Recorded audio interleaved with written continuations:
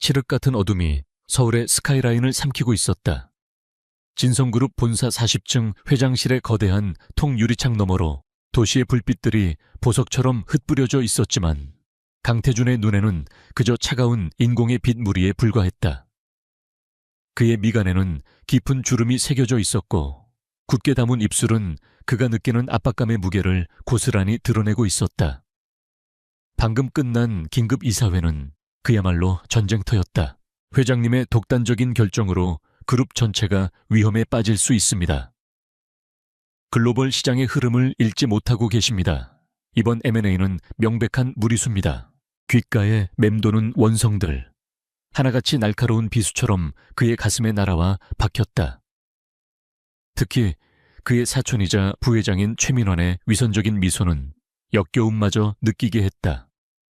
그는 늘 온화한 얼굴 뒤에 칼을 숨기고 태준의 발목을 잡을 기회만을 호시탐탐 노리고 있었다.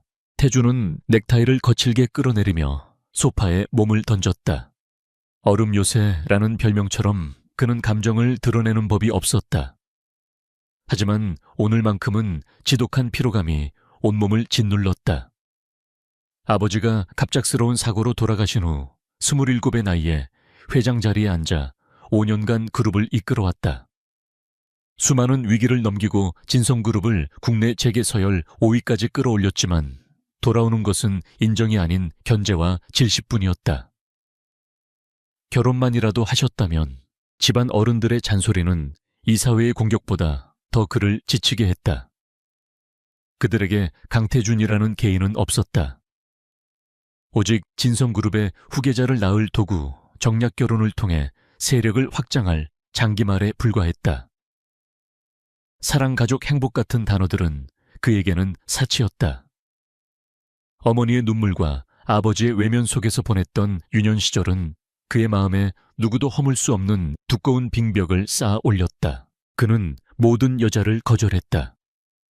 재벌가의 딸이든 정계의 실력자의 조카든 그의 눈에는 모두 똑같은 욕망 덩어리로 보였다.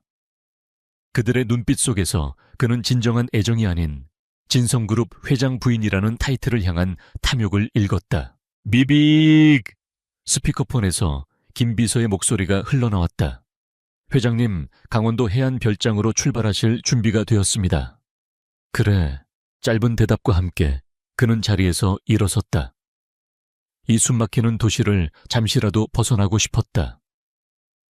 그에게 유일한 안식처는 아버지가 남긴 해안 절벽 위에 외딴 별장이었다. 그곳에서만큼은 진성그룹의 회장 강태준이 아닌 온전한 자기 자신으로 있을 수 있었다.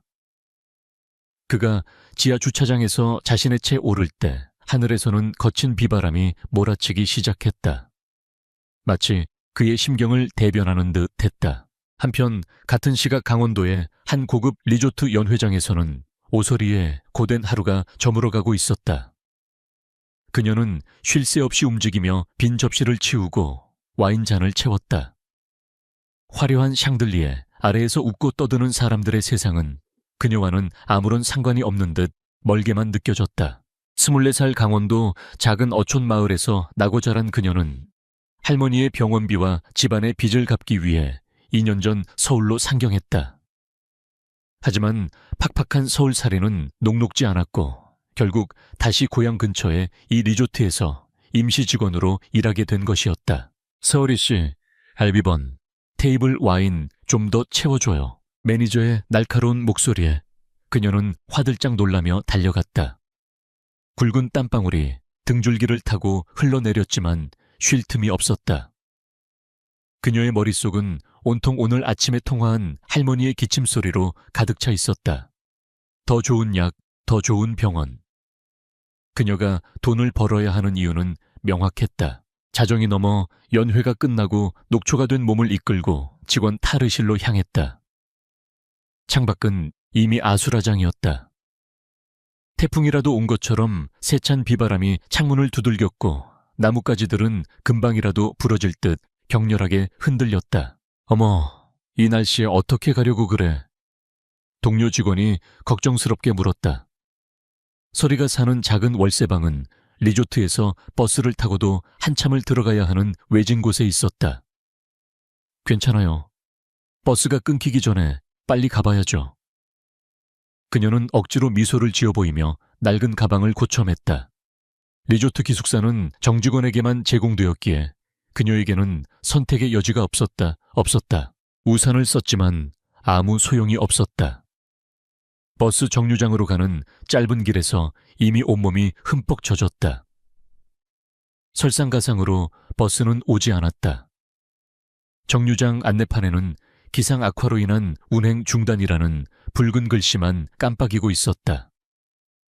망연자실한 그녀의 눈앞으로 리조트에서 나온 자가용들이 하나둘씩 빠져나갔다. 누구 하나 흠뻑 젖은 채 떨고 있는 그녀에게 눈길을 주는 사람은 없었다. 핸드폰을 꺼내 들었지만 배터리는 이미 방전된 지 오래였다. 리조트로 돌아가 사정을 말해볼까 했지만 까다로운 매니저의 얼굴이 떠올라 발길이 떨어지지 않았다. 어둠과 비바람 속에서 그녀는 완전히 혼자가 되었다. 어떻게든 날이 셀 때까지 버텨야 해. 그녀는 무작정 걷기 시작했다. 어디로 가는지도 몰랐다. 그저 이 비바람을 조금이라도 피할 수 있는 곳을 찾아야 한다는 생각뿐이었다. 해안도로를 따라 걷던 그녀의 눈에 저 멀리 절벽 위에서 새어나오는 희미한 불빛 하나가 들어왔다. 등대 같기도 하고 외딴 집 같기도 했다. 그 불빛은 마치 절망 속에서 발견한 한 줄기 희망처럼 느껴졌다. 서리는 홀린 듯이 그 불빛을 향해 발걸음을 옮겼다. 가파른 비탈길을 오르느라 몇 번이나 넘어지고 무릎이 까졌지만 포기할 수 없었다. 마침내 거대한 철문 앞에 다다랐을 때 그녀는 자신이 고급 별장 안으로 들어왔다는 것을 깨달았다. 잘 가꿔진 정원과 웅장한 석조 건물. 이곳은 그녀가 일하는 리조트보다도 훨씬 더 호화로워 보였다. 누가 사는 곳이지 실례가 되겠지만 잠시만이라도 비를 피하게 해달라고 부탁해봐야겠다. 그녀는 현관문으로 다가갈 용기가 나지 않아 건물 옆 테라스로 향했다. 다행히 지붕이 있어 비를 피할 수 있었다. 그녀는 차가운 벽에 몸을 기대고 웅크린 채 가늘게 떨었다. 젖은 옷에서 느껴지는 한기와 서러움에 눈물이 핑 돌았다. 강태주는 위스키 잔을 손에 쥔 채 벽난로 앞에 서 있었다. 타오르는 불꽃을 무심히 바라보는 그의 눈빛은 텅 비어 있었다. 빗소리와 파도소리만이 가득한 이 공간에서 그는 잠시나마 세상과 단절된 기분을 느꼈다. 그때였다. 희미하게 들려오는 인기척에 그의 날카로운 신경이 곤두섰다. 그는 김비서 외에는 아무도 이 별장의 위치를 알지 못한다고 확신했다. 그렇다면 누구란 말인가? 설마 할아버지가 또 사람을 보낸 것인가? 온갖 맞선 자리를 거부하자 이제는 이런 식으로 기습을 하려는 건가? 태준의 입가에 냉소가 걸렸다. 그는 잔을 내려놓고 테라스로 통하는 유리문으로 다가갔다. 그리고 그곳에서 비에 흠뻑 젖어 웅크리고 있는 한 여자의 실루엣을 발견했다. 낡고 해진 옷겁에 질린 듯한 작은 어깨. 재벌가의 딸이라고는 도저히 볼 수 없는 초라한 행색이었다. 하지만 태준의 머릿속에서는 이미 하나의 결론이 내려졌다. 동정심을 유발하려는 새로운 수법인가? 그는 거칠게 유리문을 열었다. 갑작스러운 소음과 함께 나타난 남자의 모습에 오소리는 심장이 멎는 듯 놀랐다. 남자는 고급스러운 실내복 차림이었지만 그에게서 뿜어져 나오는 위압감은 숨이 막힐 정도였다. 서늘하고 날카로운 눈빛이 마치 칼날처럼 그녀를 훑었다. 누가 보냈지? 남자의 목소리는 얼음처럼 차가웠다. 서리는 그의 질문을 이해할 수 없었다. 그녀는 겨우 입술을 떼어내며 떨리는 목소리로 말했다. 죄송합니다. 비바람이 너무 심해서 버스가 끊기는 바람에 날이 셀 때까지만이라도 처마 밑에서 비를 피하게 해주시면 안 될까요? 날이 밝는 대로 바로 떠나겠습니다. 하지만 태준의 귀에는 그녀의 절박한 목소리가 계산된 연기로 들릴 뿐이었다. 처마 및 기껏 여기까지 기어들어와서 바라는 게 고작 그거라고 할아버지가 얼마를 주시던가. 아니면 너 스스로의 가치를 시험해보고 싶었나. 비아냥거림이 가득한 말투에 서리의 얼굴이 하얗게 질렸다. 그녀는 남자가 자신을 오해하고 있다는 것을 깨달았다. 하지만 그가 말하는 할아버지가 누구인지, 왜 자신에게 이런 모욕적인 말을 하는지는 알 수 없었다. 무세운 말씀이신지 저는 그냥 길을 잃었을 뿐입니다. 정말입니다.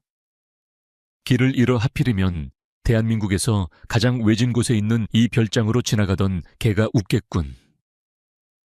태주는 그녀에게 한 걸음 더 다가섰다. 그의 큰 그림자가 서리의 작은 몸을 완전히 뒤덮었다. 서리는 두려움에 뒷걸음질 쳤지만 차가운 벽이 그녀의 등을 막았다. 돌아가. 그리고 보낸 사람에게 전해. 이런 싸구려 연극은 2번 다시 통하지 않을 거라고. 그 순간 퍼억 하는 소리와 함께 별장 안에 모든 불이 꺼졌다. 거센 비바람에 결국 전기가 끊긴 것이었다. 칠흑 같은 어둠이 2 사람을 집어삼켰다. 유일한 빛은 간헐적으로 창밖을 번쩍이는 번개불뿐이었다. 아게우, 서리는 저도 모르게 짧은 비명을 질렀다. 어둠과 천둥 소리에 대한 원초적인 공포가 밀려왔다. 그때 그녀의 팔을 붙잡는 단단한 손길이 느껴졌다. 조용히 해.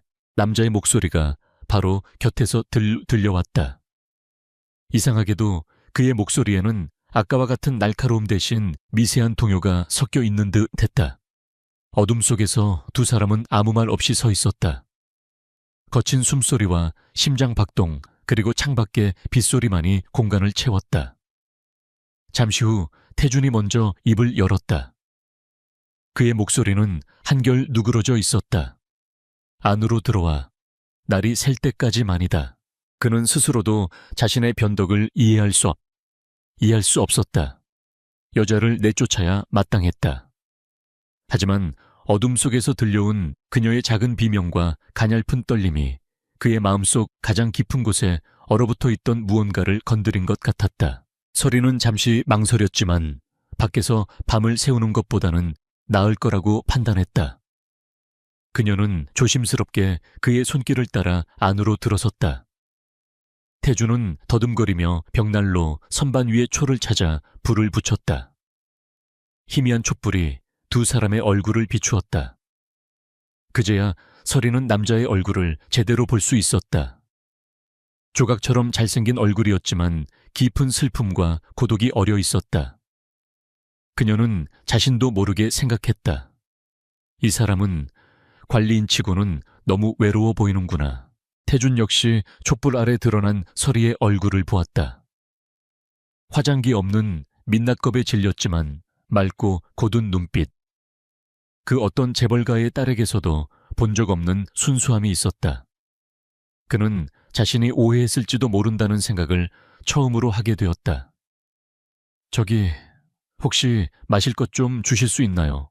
너무 추워서. 서리가 용기를 내어 물었다. 태주는 말없이 위스키 병과 잔 하나를 더 가져왔다. 물은 없고 이거라도 마시면 몸이 좀 따뜻해질 거다. 그는 서리의 잔에 위스키를 조금 따라 주었다. 독한 술이었지만 서리는 추위를 이기기 위해 단숨에 들이켰다. 목이 타는 듯한 뜨거움이 온몸으로 퍼져나갔다. 긴장이 풀리면서 취기가 빠르게 올라왔다. 감사합니다.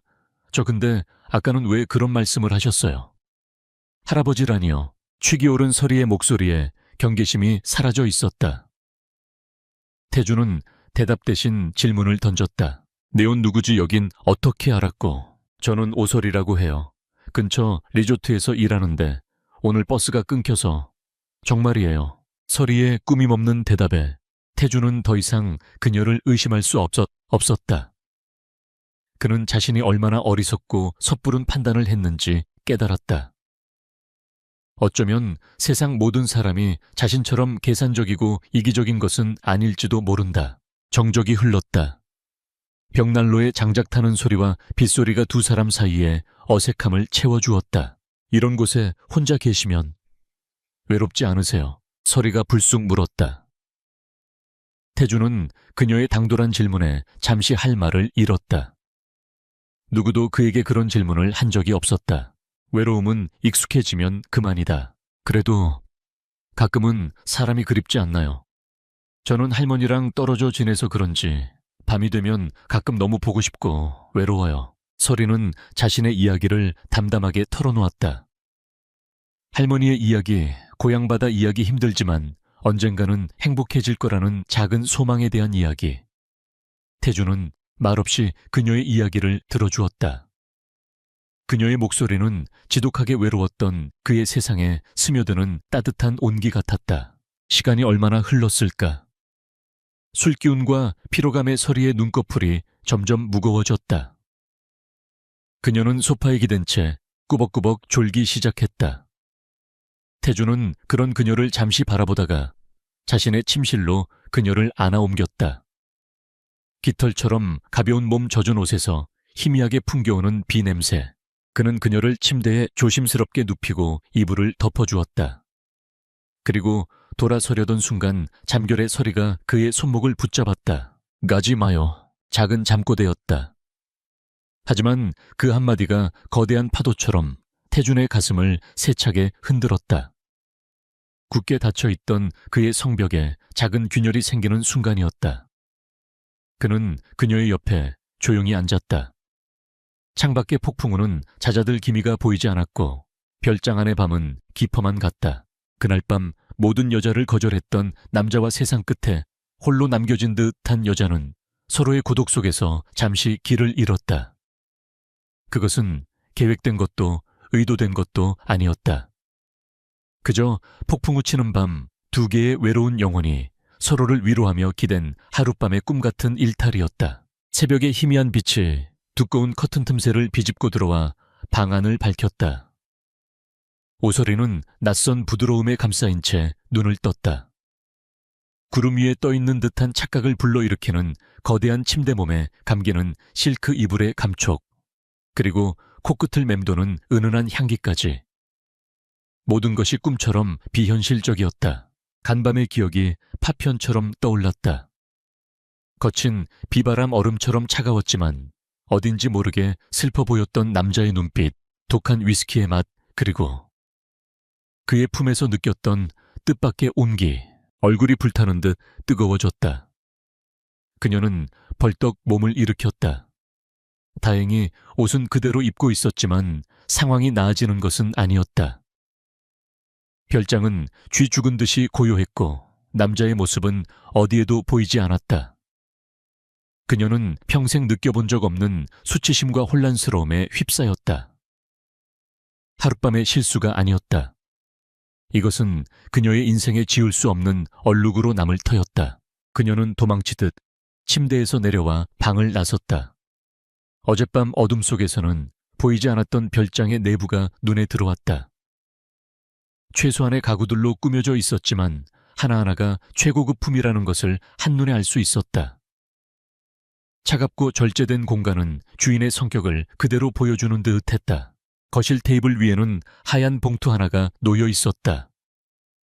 그 안에는 빳빳한 지폐 몇 장과 함께 메모지 한 장이 들어 있었다. 택시를 부를 수 있는 번호와 요금이다. 이걸로 돌아가라. 필체마저도 그 남자처럼 차갑고 간결했다. 서리의 심장이 쿵 하고 내려앉았다. 그는 그녀를 하룻밤 상대로 돈 몇 푼이면 처리할 수 있는 가벼운 여자로 생각한 것이 틀림없었다. 따뜻하다고 느꼈던 온기는 착각이었고 슬퍼 보였던 눈빛은 그녀의 동정심이 만들어낸 환상이었다. 서리는 입술을 깨물었다. 가난했지만 단 한 번도 자신을 비참하다고 생각해 본 적 없었다. 하지만 지금 이 순간 그녀는 지독한 비참함을 느꼈다. 그녀는 돈 봉투를 테이블 위에 그대로 돌려놓았다. 그리고 마치 도둑이라도 된 것처럼 조용히 현관문을 열고 별장을 빠져나왔다. 폭풍우가 핥히고 간 아침의 공기는 놀랍도록 상쾌했다. 그녀는 그 돈을 받지 않은 것이 자신의 마지막 남은 자존심을 지키는 유일한 방법이라고 생각했다. 그날 이후 서리는 그 밤의 일을 기억 저편으로 밀어내려 애썼다. 그 남자는 그저 인생이라는 험난한 여정에서 만난 폭풍우 같은 존재일 뿐이라고, 이제는 모든 것이 끝났다고 스스로를 다독였다. 2달이라는 시간이 쏜살같이 흘렀다. 강태준은 다시 진성그룹의 얼음 요새로 돌아와 있었다. 그의 시간은 분과 초 단위로 쪼개져 있었고 그의 머릿속은 온통 새로운 프로젝트와 인수 합병 계획으로 가득 차 있었다. 해안 별장에서의 하룻밤은 그의 바쁜 일상 속에서 거의 지워진 기억이 되었다. 가끔 창밖에 비가 내릴 때면 이름 모를 여자의 맑은 눈빛이 아주 희미하게 떠오를 때도 있었지만 그는 곧 고개를 저으며 무의미한 감상을 떨쳐냈다. 그에게는 더 중요한 전쟁이 있었다. 바로 최민환과의 끝나지 않는 권력 투쟁이었다. 이번 바이오 신약 개발 프로젝트는 리스크가 너무 큽니다. 이사회에서 재검토가 필요하다고 판단됩니다. 회의실의 공기가 얼어붙었다. 최민환이 온화한 미소를 지으며 태준의 야심찬 프로젝트에 제동을 걸고 나섰다. 그의 발언에 동조하는 몇몇 이사들이 고개를 끄덕였다. 태준은 조금의 미동도 없이 최민환을 응시했다. 리스크가 크다는 건 성공했을 때의 수익도 그만큼 크다는 의미입니다. 부회장께서는 진성그룹이 언제까지나 안정적인 제조업에만 머물러 있기를 바라시는 겁니까? 미래를 보지 못하는 리더는 그룹을 도태시킬 뿐입니다. 태준의 목소리는 조용했지만 강한 힘이 실려 있었다. 그의 논리, 정연한 반박과 압도적인 카리스마에 회의실의 분위기는 순식간에 역전되었다. 결국 프로젝트는 원안대로 통과되었다. 회의가 끝나고 자신의 집무실로 돌아온 최민환은 분노에 차 주먹으로 책상을 내리쳤다. 늘 이런 식이었다. 강태준은 언제나 그의 머리 꼭대기에 있었다. 할아버지의 총에 뛰어난 능력 그리고 그를 따르는 충성스러운 직원들까지. 최민환은 자신이 가진 모든 것을 동원해도 강태준의 벽을 넘을 수 없다는 사실에 절망감과 함께 지독한 질투심을 느꼈다. 반대의식 약점을 찾아내고 말겠어. 그 얼음 같은 놈에게도 분명히 허점은 있을 거야. 그는 비서실을 통해 연결한 정보원에게 전화를 걸었다. 강태준 회장의 뒷조사를 좀 더 철저하게 해. 여자 문제에 숨겨진 재산 사소한 실수 하나라도 놓치지 말고 전부 긁어모아. 특히 그놈이 가끔씩 찾는다는 강원도 별장, 그 주변을 샅샅이 뒤져봐. 분명 무언가 나올 거야. 최민환의 눈이 뱀처럼 번뜩였다. 그는 강태준을 끌어내릴 수만 있다면 무슨 짓이든 할 준비가 되어 있었다. 한편 서리의 몸에는 미묘한 변화가 찾아오기 시작했다.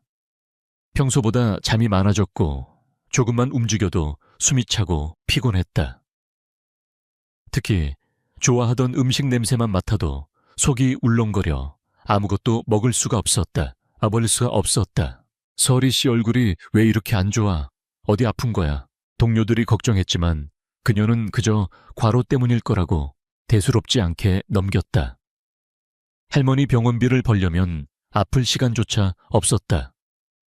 하지만 생리가 2달이나 늦어지자 그녀의 마음속에 불길한 예감이 싹트기 시작했다. 설마 아닐 거야. 단 한 번이었는데. 불안감에 떨며 그녀는 약국에서 임신 테스트기를 샀다.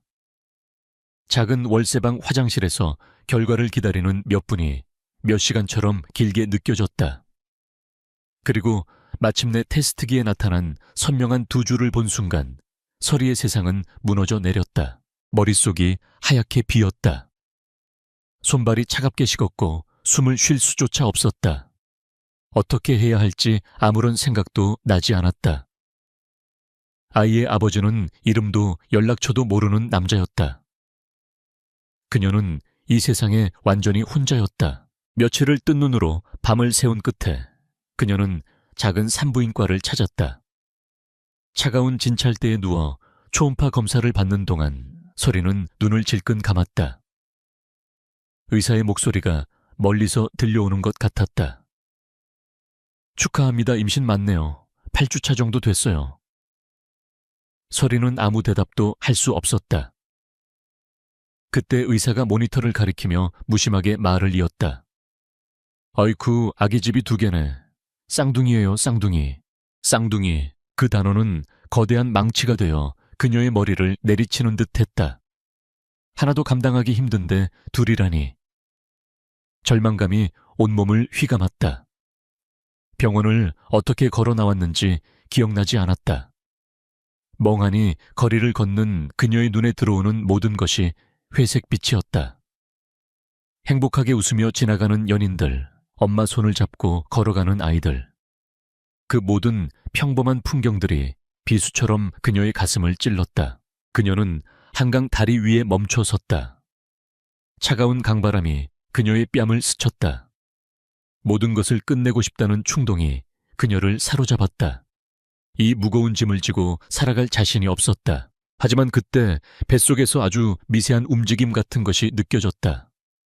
그것은 착각일지도 몰랐다. 하지만 그 순간 서리의 머릿속에 2개의 작은 심장이 뛰고 있는 영상이 선명하게 떠올랐다. 자신과 똑같이 이 세상에 기댈 곳 없이 태어날 2 생명.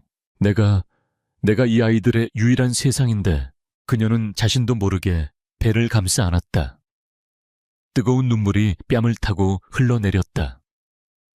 그것은 절망의 눈물이 아니었다. 미안함과 아주 작은 희망이 섞인 눈물이었다. 그녀는 죽을 수 없었다. 아니, 죽어서는 안 되었다. 그날 이후 오소리는 완전히 다른 사람이 되었다. 더 이상 약하고 흔들리지 않았다. 그녀의 안에는 지켜야 할 2 생명이 있었다. 그녀는 리조트 일을 그만두었다. 배가 불러오기 전에 최대한 많은 돈을 모아야 했다.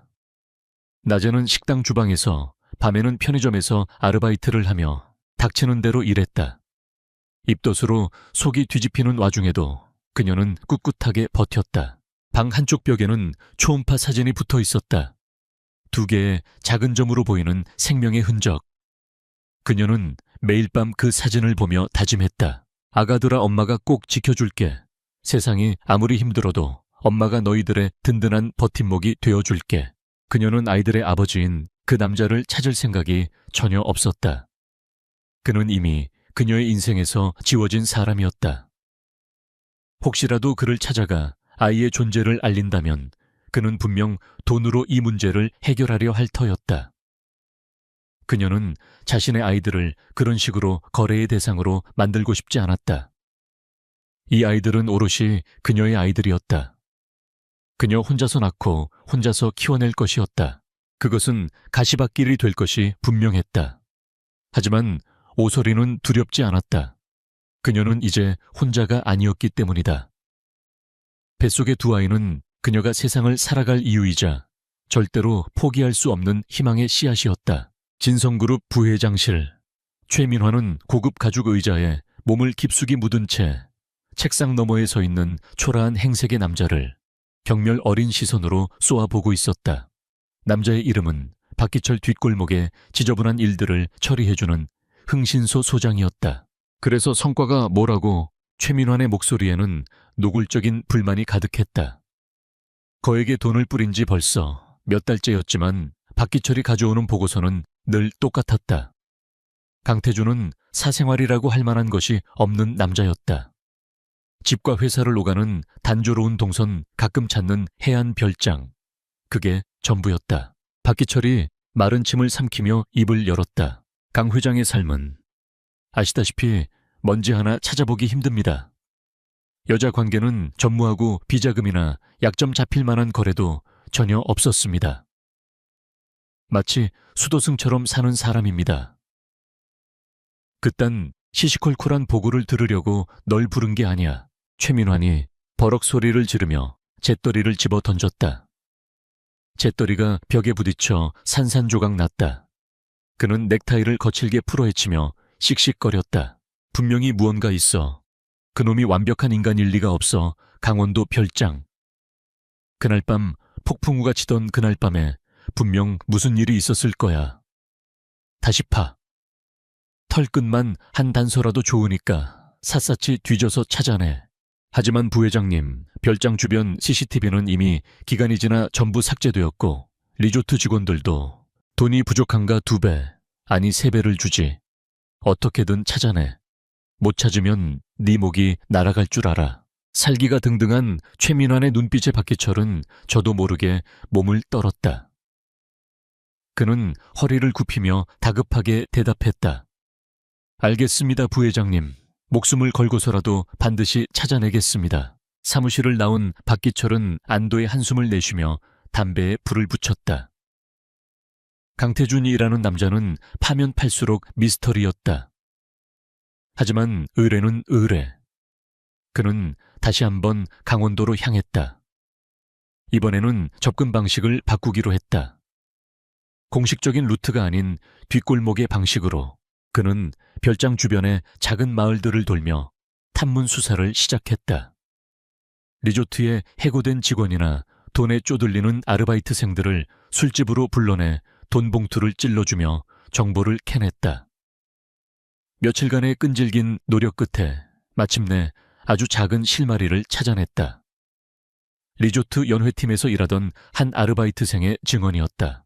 그날 폭풍우가 엄청났던 날 말이죠. 유독 기억에 남는 아가씨가 하나 있었어요. 오솔이라고 엄청 가난했지만 착하고 성실했던 애였는데 그날 이후로 갑자기 일을 그만뒀거든요. 다들 이상하게 생각했어요. 오솔이. 박기철은 그 이름을 수첩에 적었다. 그는 즉시 오솔이의 신상에 대해 파고들었다. 하지만 그녀는 이미 서울로 떠난 후였고 정확한 거주지를 아는 사람은 아무도 없었다. 수사는 다시 원점으로 돌아가는 듯했다. 시간은 흐르고 계절은 여름의 끝자락을 향해 가고 있었다. 오소리의 배는 이제 누가 봐도 알아볼 수 있을 정도로 불러왔다. 숨이 턱까지 차오르고 밤마다 다리에 쥐가나 잠을 설쳤다. 그럼에도 그녀는 일을 쉴 수 없었다. 오히려 더 악착같이 일했다. 곧 태어날 아이들을 위해 한 푼이라도 더 모아야 했다. 하지만 세상은 임신한 가난한 여자에게 결코 친절하지 않았다. 식당에서는 배가 불러온 그녀를 보고는 얼마 안 가 그만둘 사람이라며 해고했고 편의점 점주는 야간 근무 중 혹시라도 무슨 일이 생기면 책임질 수 없다며 다른 사람을 구했다. 서리는 점점 막다른 골목으로 몰리고 있었다. 통장 장원은 바닥을 드러냈고 당장 다음 달 월세를 낼 돈도 막막했다. 그녀는 불러오는 배를 감싸 안으며 눈물을 삼켰다. 아가돌아 미안해. 엄마가 너무 못나서. 하지만 그녀에게는 슬픔에 잠겨있을 시간조차 허락되지 않았다. 절망의 틈새로 더 큰 불행이 찾아왔다. 고향에 계신 할머니가 위독하다는 전화였다. 평소 앓고 있던 심장병이 악화되어 쓰러지셨다는 것이었다. 서리는 정신없이 짐을 쌌다. 통장에 남아있던 전 재산을 챙겨 고향으로 향하는 버스에 몸을 실었다. 시골 병원 응급실에 누워있는 할머니의 모습은 금방이라도 숨이 멎을 듯 위태로워 보였다. 의사는 당장 큰 병원으로 옮겨 수술하지 않으면 위험하다고 말했다. 수술비는 서리가 감당할 수 있는 액수가 아니었다. 하지만 그녀는 할머니를 포기할 수 없었다. 할머니는 이 세상에 남은 그녀의 유일한 혈육이자 그녀가 살아가는 이유 중 하나였다. 그녀는 수소문 끝에 서울에 있는 한 병원에 대해 알게 되었다. 진성그룹 산하의 복지재단에서 운영하는 병원으로 저소득층 환자들에게 의료비 지원 프로그램을 제공한다는 것이었다.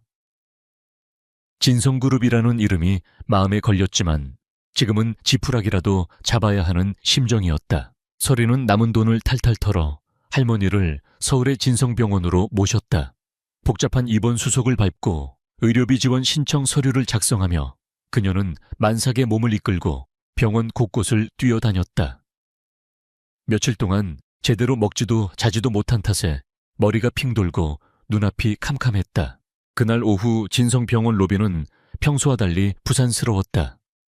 진성그룹의 최민환 부회장이 언론사 기자들을 대동하고 병원을 방문하기로 예정되어 있었기 때문이었다. 소외된 이웃과 함께하는 진성그룹이라는 이미지를 연출하기 위한 그의 계산된 행보였다. 최민환의 비서들은 미리부터 병원 곳곳을 통제하며 의전 준비에 여념이 없었다. 그리고 그들 틈에는 박기철도 끼어 있었다.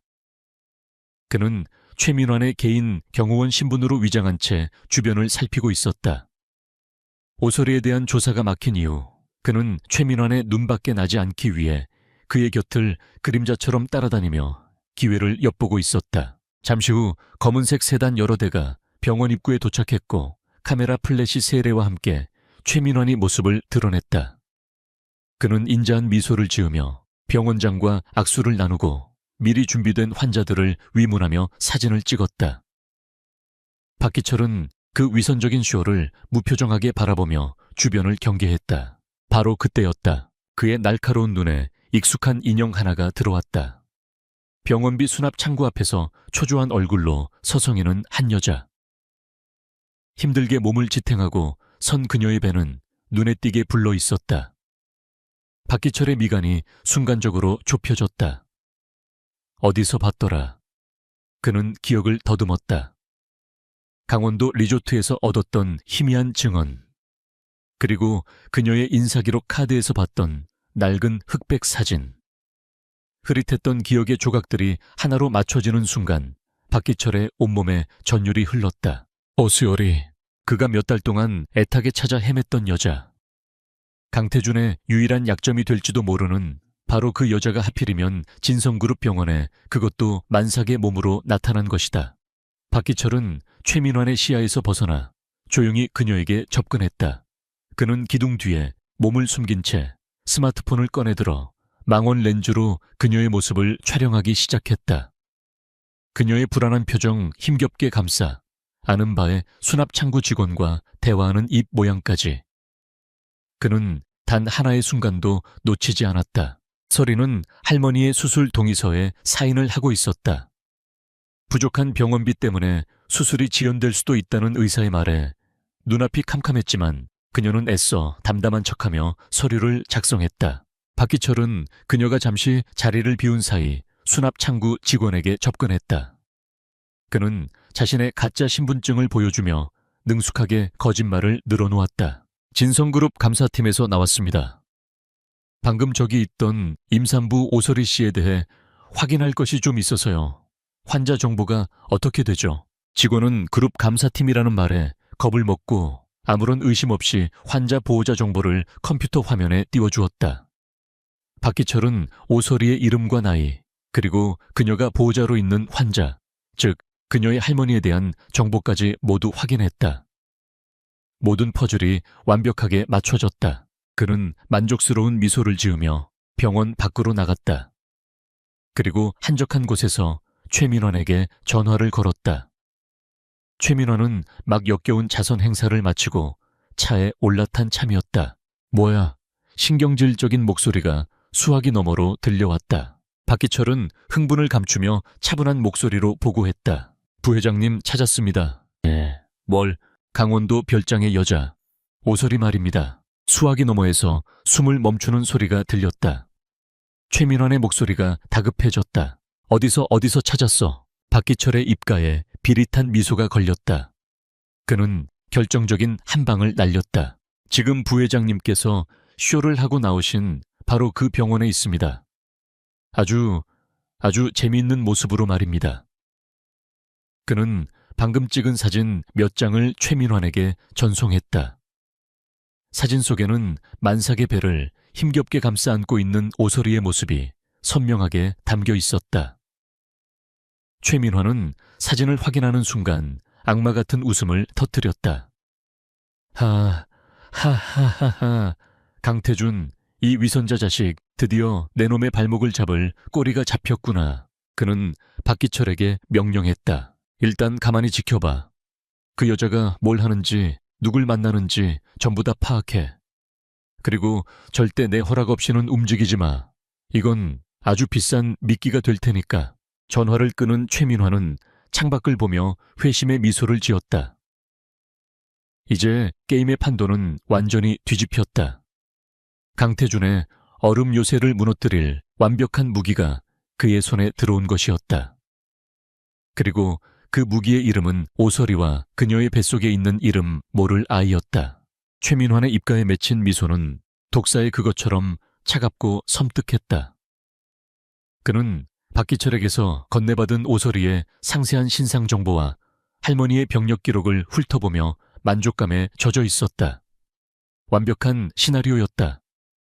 가난하고 의지할 곳 없으며 위독한 가족까지 딸려있는 여자. 강태준을 옥죄기에 이보다 더 좋은 패는 없었다. 너무 직접적으로 건드리지 마. 쥐도 궁지에 몰리면 고양이를 무는 법이니까. 최민화는 박기철에게 지시를 내렸다. 그의 방식은 언제나 교활하고 은밀했다. 병원 원무과에 손을 좀 써둬. 그 여자의 의료비 지원 신청에 문제가 생긴 것처럼 꾸며 서류가 미비하다거나 자격 요건이 충족되지 않는다는 식으로 수술 일정을 최대한 지연시켜 스스로 말라 죽게 만드는 거야. 절망의 끝에서 제 발로 내게 기어들어오게 될 때까지. 박기철은 고개를 숙이며 음흉하게 웃었다. 알겠습니다, 부회장님. 아주 피말리는 경험을 하게 해드리겠습니다. 그날 이후 오설이에게는 지옥 같은 시간들이 시작되었다. 분명히 제출했던 서류는 분실되었다고 했고, 해스키 어렵게 다시 구해오면 이번엔 양식이 잘못되었다는 핑계를 댔다. 어제까지만 해도 친절했던 원무가 직원들은 그녀를 벌레 보듯 쳐다보며 냉대했다. 죄송하지만 오설이님은 이번 저소득층 의료비 지원 대상에서 제외되셨습니다. 네, 왜죠? 며칠 전까지만 해도 가능하다고 규정이 바뀌었습니다. 더 이상은 저희도 어쩔 수 없네요. 다른 방법을 알아보시죠. 차가운 대답만이 기계처럼 반복되었다. 할머니의 수술은 기약 없이 미뤄졌고 병원비는 눈덩이처럼 불어났다. 서리는 매일같이 병원 복도를 뛰어다니며 사정했지만 거대한 관료주의의 벽 앞에서 그녀는 한없이 무력했다. 밤이면 병원 구석에 딱딱한 간이 의자에서 새우잠을 자며 눈물로 밤을 지새웠다. 뱃속의 아이들이 엄마의 스트레스를 느끼는 듯 밤새도록 발길질을 해댔다. 그녀는 불러온 배를 쓰다듬으며 속삭였다. 아가들아, 조금만 더 힘내. 엄마가 어떻게든 할머니 꼭 낫게 해드릴게. 하지만 희망은 보이지 않았다. 그녀는 서서히 절망의 늪으로 빠져들고 있었다. 그리고 그 모든 것을 병원 구석에 숨어있던 박기철의 부하들이 그림자처럼 지켜보고 있었다. 한편 진성그룹 회장실에서는 강태준의 충직한 비서 김영철 실장이 심각한 표정으로 보고를 하고 있었다.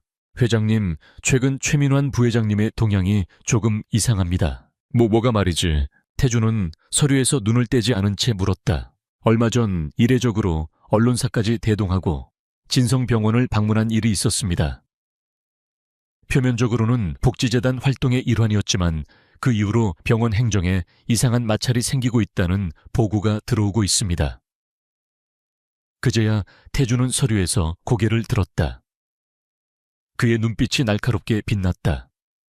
마찰이라니 몇몇 저소득층 환자들의 의료비 지원이 석연치 않은 이유로 거부되거나 지연되고 있다고 합니다. 공교롭게도 모두 최 부회장님이 방문한 이후에 발생한 일들입니다. 마치 누군가 의도적으로 특정 환자들을 압박하는 듯한 모양새입니다. 김 실장은 조심스럽게 자신의 소견을 덧붙였다. 최민환이 자선사업에 갑자기 관심을 보이는 것 자체가 의심스러운 일이었다.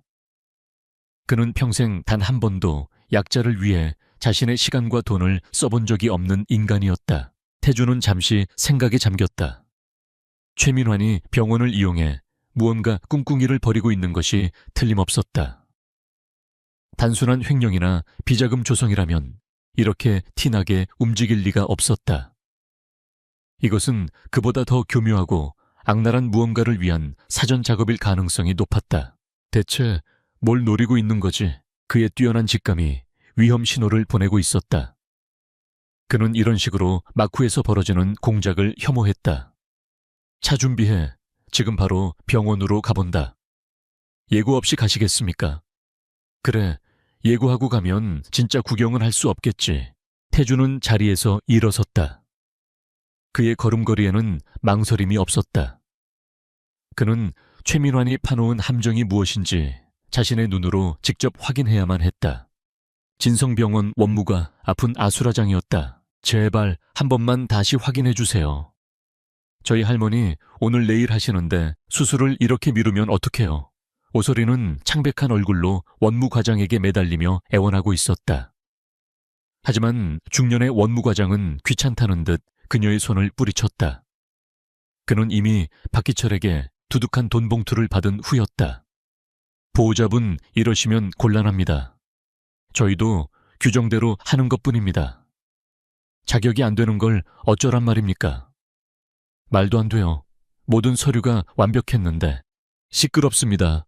자꾸 여기서 소란 피우시면 업무방해로 경찰을 부르겠습니다. 원무과장의 고압적인 태도에 주변 사람들이 수군거리기 시작했다. 서리는 만삭의 몸으로 서 있는 것조차 힘겨웠다. 세상이 빙빙 도는 것 같았다. 바로 그때 그녀의 등 뒤에서 얼음처럼 차가운 목소리가 들려왔다. 무세운 소란이지. 순간 복도의 모든 소음이 거짓말처럼 멈췄다. 모든 사람의 시선이 목소리가 들려온 곳으로 향했다. 그곳에는 완벽한 수트 차림의 강태준이 서 있었다. 그의 등 뒤에는 김 실장이 굳은 표정으로 서 있었다. 원무 과장의 얼굴은 사색이 되었다. 그는 진성그룹의 실질적인 주인이자 병원의 최고 권력자인 강태준의 얼굴을 모를 리 없었다. 그는 허둥지둥 달려나와 90도로 허리를 숙였다. 회장님 어인 일로 예고도 없이. 태준은 그의 인사는 안중에도 없다는 듯 곧장 서리에게로 시선을 고정했다. 몇 달 만에 다시 본 여자. 폭풍우 치던 밤 비에 젖어 떨고 있던 모습과는 너무나도 달라져 있었다. 창백하고 수척해진 얼굴, 금방이라도 쓰러질 듯 위태로운 모습, 그리고 감출 수 없을 정도로 불러온 배. 태준의 심장이 차갑게 가라앉았다. 그는 애써 시선을 돌려 원무 과장을 쏘아보았다. 상황 설명해봐. 대체 무슨 일이지? 그게 이 보호자분께서 자격 미달로 의료비 지원이 거부되자 행패를 부리고 있었습니다. 원무 과장은 서리에게 모든 책임을 떠넘겼다. 그 말을 듣는 순간 서리는 억울함에 눈물이 터져 나왔다. 아니에요. 거짓말이에요. 저는 그냥 제발 도와달라고 부탁드렸을 뿐이에요. 서리는 자신을 도와주기 위해 나타난 듯한 이 남자를 향해 절박하게 외쳤다. 하지만 그녀는 아직 이 남자가 누구인지 깨닫지 못했다. 그저 아주 높으신 분일 거라고만 짐작할 뿐이었다. 태준은 서리의 눈물 맺힌 눈을 잠시 바라보았다. 그리고 다시 원무 과장에게 명령했다. 관련 서류 전부 가져와. 이 환자와 보호자에 대한 모든 기록 지금 당장. 예, 바로 가져오겠습니다. 원무 과장은 빛의 속도로 서류 뭉치를 들고 왔다. 태준은 서류를 한 장 한 장 넘기기 시작했다. 그의 표정은 얼음처럼 굳어 있었다. 서류에는 온갖 부당한 반려 사유들이 날조되어 적혀 있었다. 최민환의 지시라는 확신이 들었다. 그는 보호자 신상 기록 카드에서 그녀의 이름을 확인했다. 오소리. 그리고 다음 장을 넘기는 순간 태준의 손이 그대로 멈췄다. 그의 동공이 세차게 흔들렸다.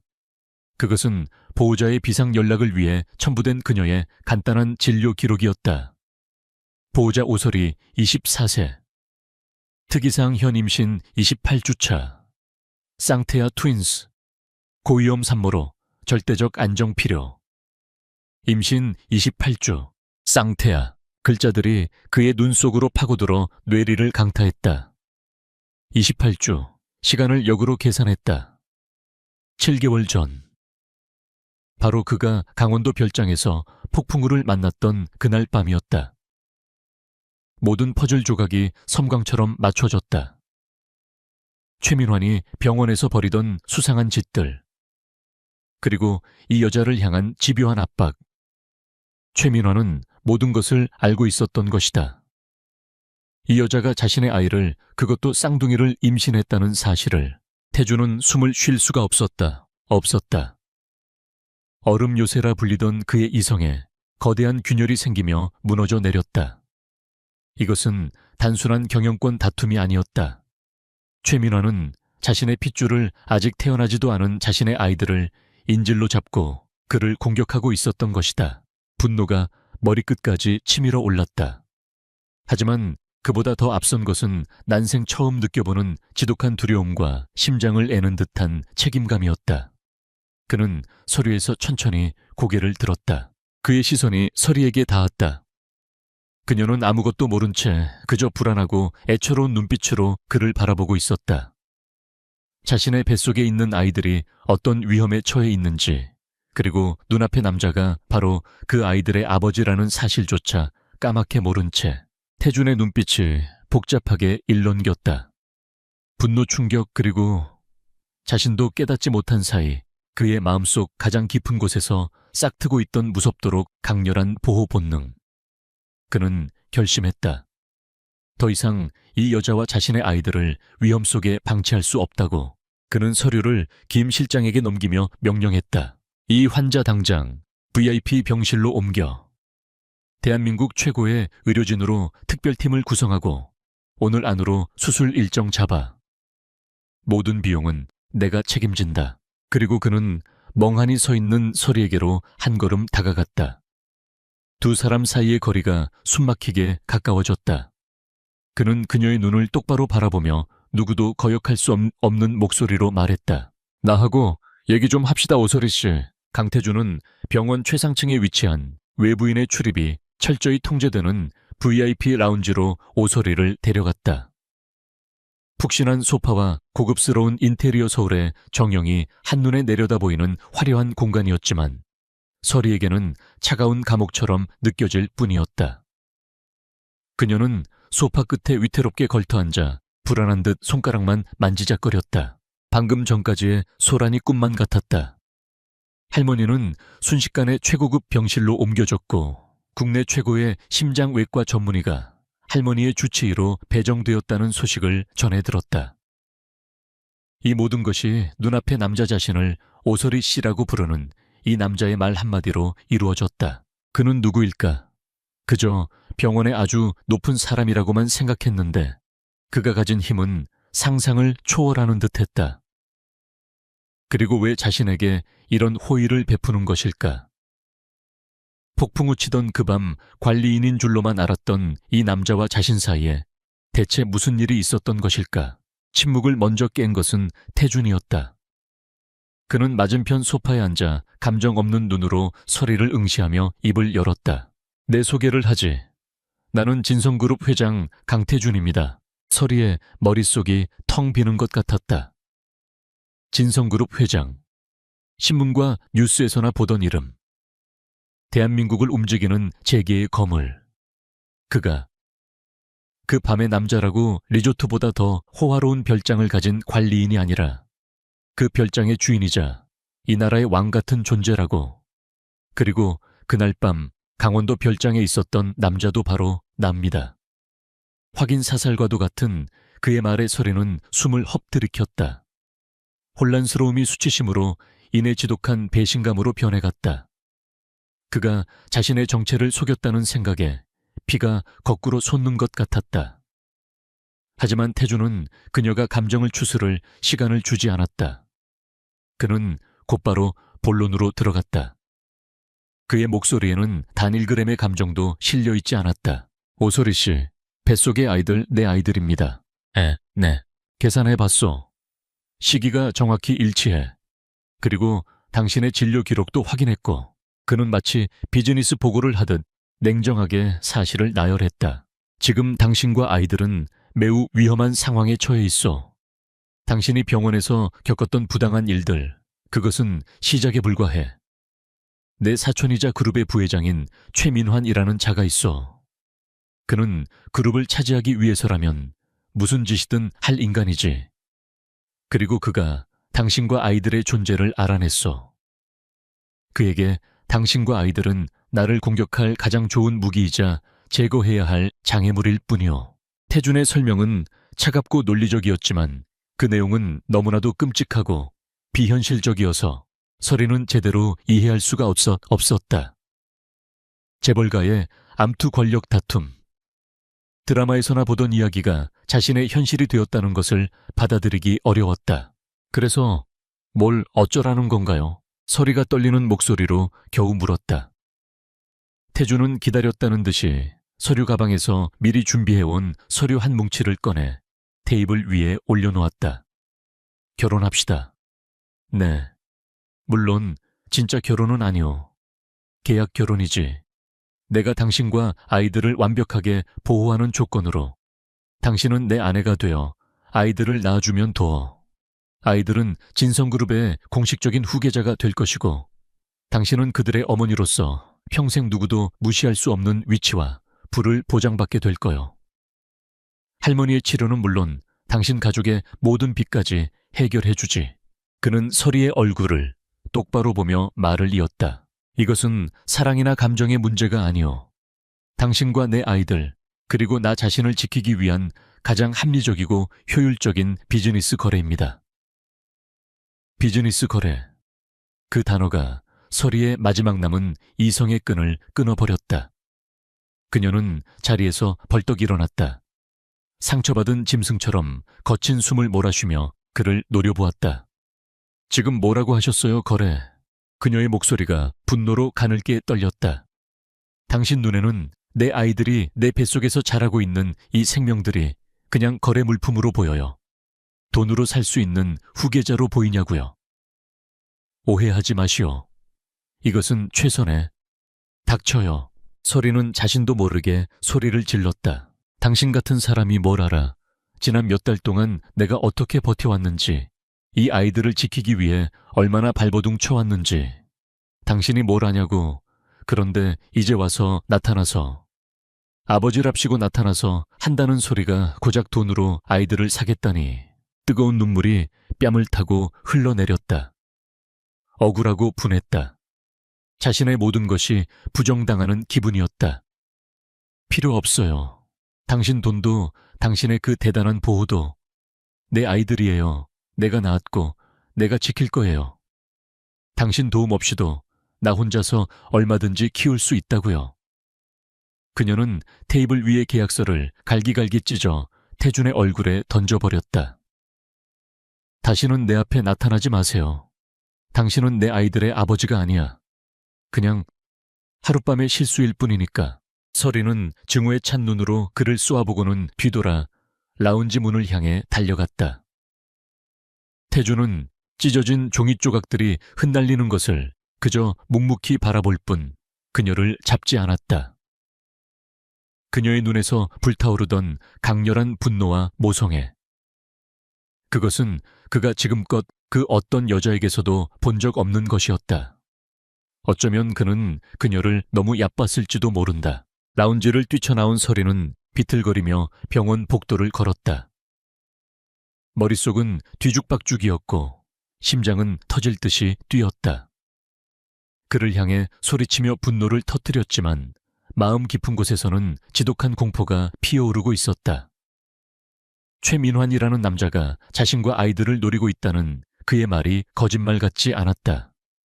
병원에서 겪었던 일들이 그 증거였다. 아니야, 나 혼자 할 수 있어. 어떻게든 도망치면 돼. 아무도 모르는 곳으로. 그녀는 스스로를 다독이며 병원 밖으로 나섰다. 밖은 어느새 해가 저물고 있었다. 그녀는 횡단보도 앞에 서서 신호가 바뀌기를 기다렸다. 바로 그때였다. 끼익! 굉음과 함께 검은색 오토바이 한 대가 인도를 향해 미친 듯이 돌진해왔다. 피할 틈도 없었다. 서리는 공포에 질려 눈을 질끈 감았다. 하지만 예상했던 충격은 느껴지지 않았다. 대신 누군가 그녀의 허리를 강하게 낚아채 뒤로 끌어당겼다. 쿵! 서리는 자신을 구한 남자의 품에 안긴 채 바닥에 넘어졌다. 오토바이는 그녀가 서 있던 자리를 아슬아슬하게 스쳐 지나가며 어둠 속으로 사라졌다. 모든 것이 순식간에 일어난 일이었다. 괜찮으십니까? 낮고 침착한 목소리. 그녀를 구해준 사람은 김영철 실장이었다. 그는 태준의 명령으로 멀리서 서리를 경호하고 있었던 것이다. 서리는 아무 말도 할 수 없었다. 심장이 미친 듯이 날뛰었고 온몸이 사시나무처럼 떨렸다. 조금만 늦었더라면 자신과 뱃속의 아이들은 길 위에서 끔찍한 사고를 당했을 것이다. 이것은 단순한 사고가 아니었다. 명백한 경고였다. 강태준이 했던 말이 현실이 되어 그녀의 눈앞에 나타난 것이다. 나 혼자서는 절대로 지킬 수 없어. 절망적인 깨달음이 그녀의 온몸을 덮쳤다. 그녀의 자존심, 그녀의 고집은 자신과 아이들을 죽음으로 몰아넣을 수 있는 어리석은 만용에 불과했다. 그때 부드러운 엔진 소리와 함께 검은색 세단 한 대가 그녀 앞에 멈춰 섰다. 뒷좌석 문이 열리고 강태준이 차에서 내렸다. 그의 얼굴은 차갑게 굳어 있었지만 그 눈빛에는 방금 전과는 다른 깊은 분노와 걱정이 뒤섞여 있었다. 그는 아무 말 없이 바닥에 주저앉아 떨고 있는 서리를 내려다보았다. 그는 내가 말했지 안수 같은 비난의 말을 하지 않았다. 대신 손을 내밀었다. 이제 알겠습니까? 그의 목소리는 낮고 무거웠다. 이건 당신 혼자서 감당할 수 있는 싸움이 아닙니다. 당신의 자존심보다 아이들의 목숨이 먼저요. 서리는 그의 내민 손을 그리고 자신의 배를 번갈아 보았다. 눈물이 다시 차올랐다. 그녀는 졌다.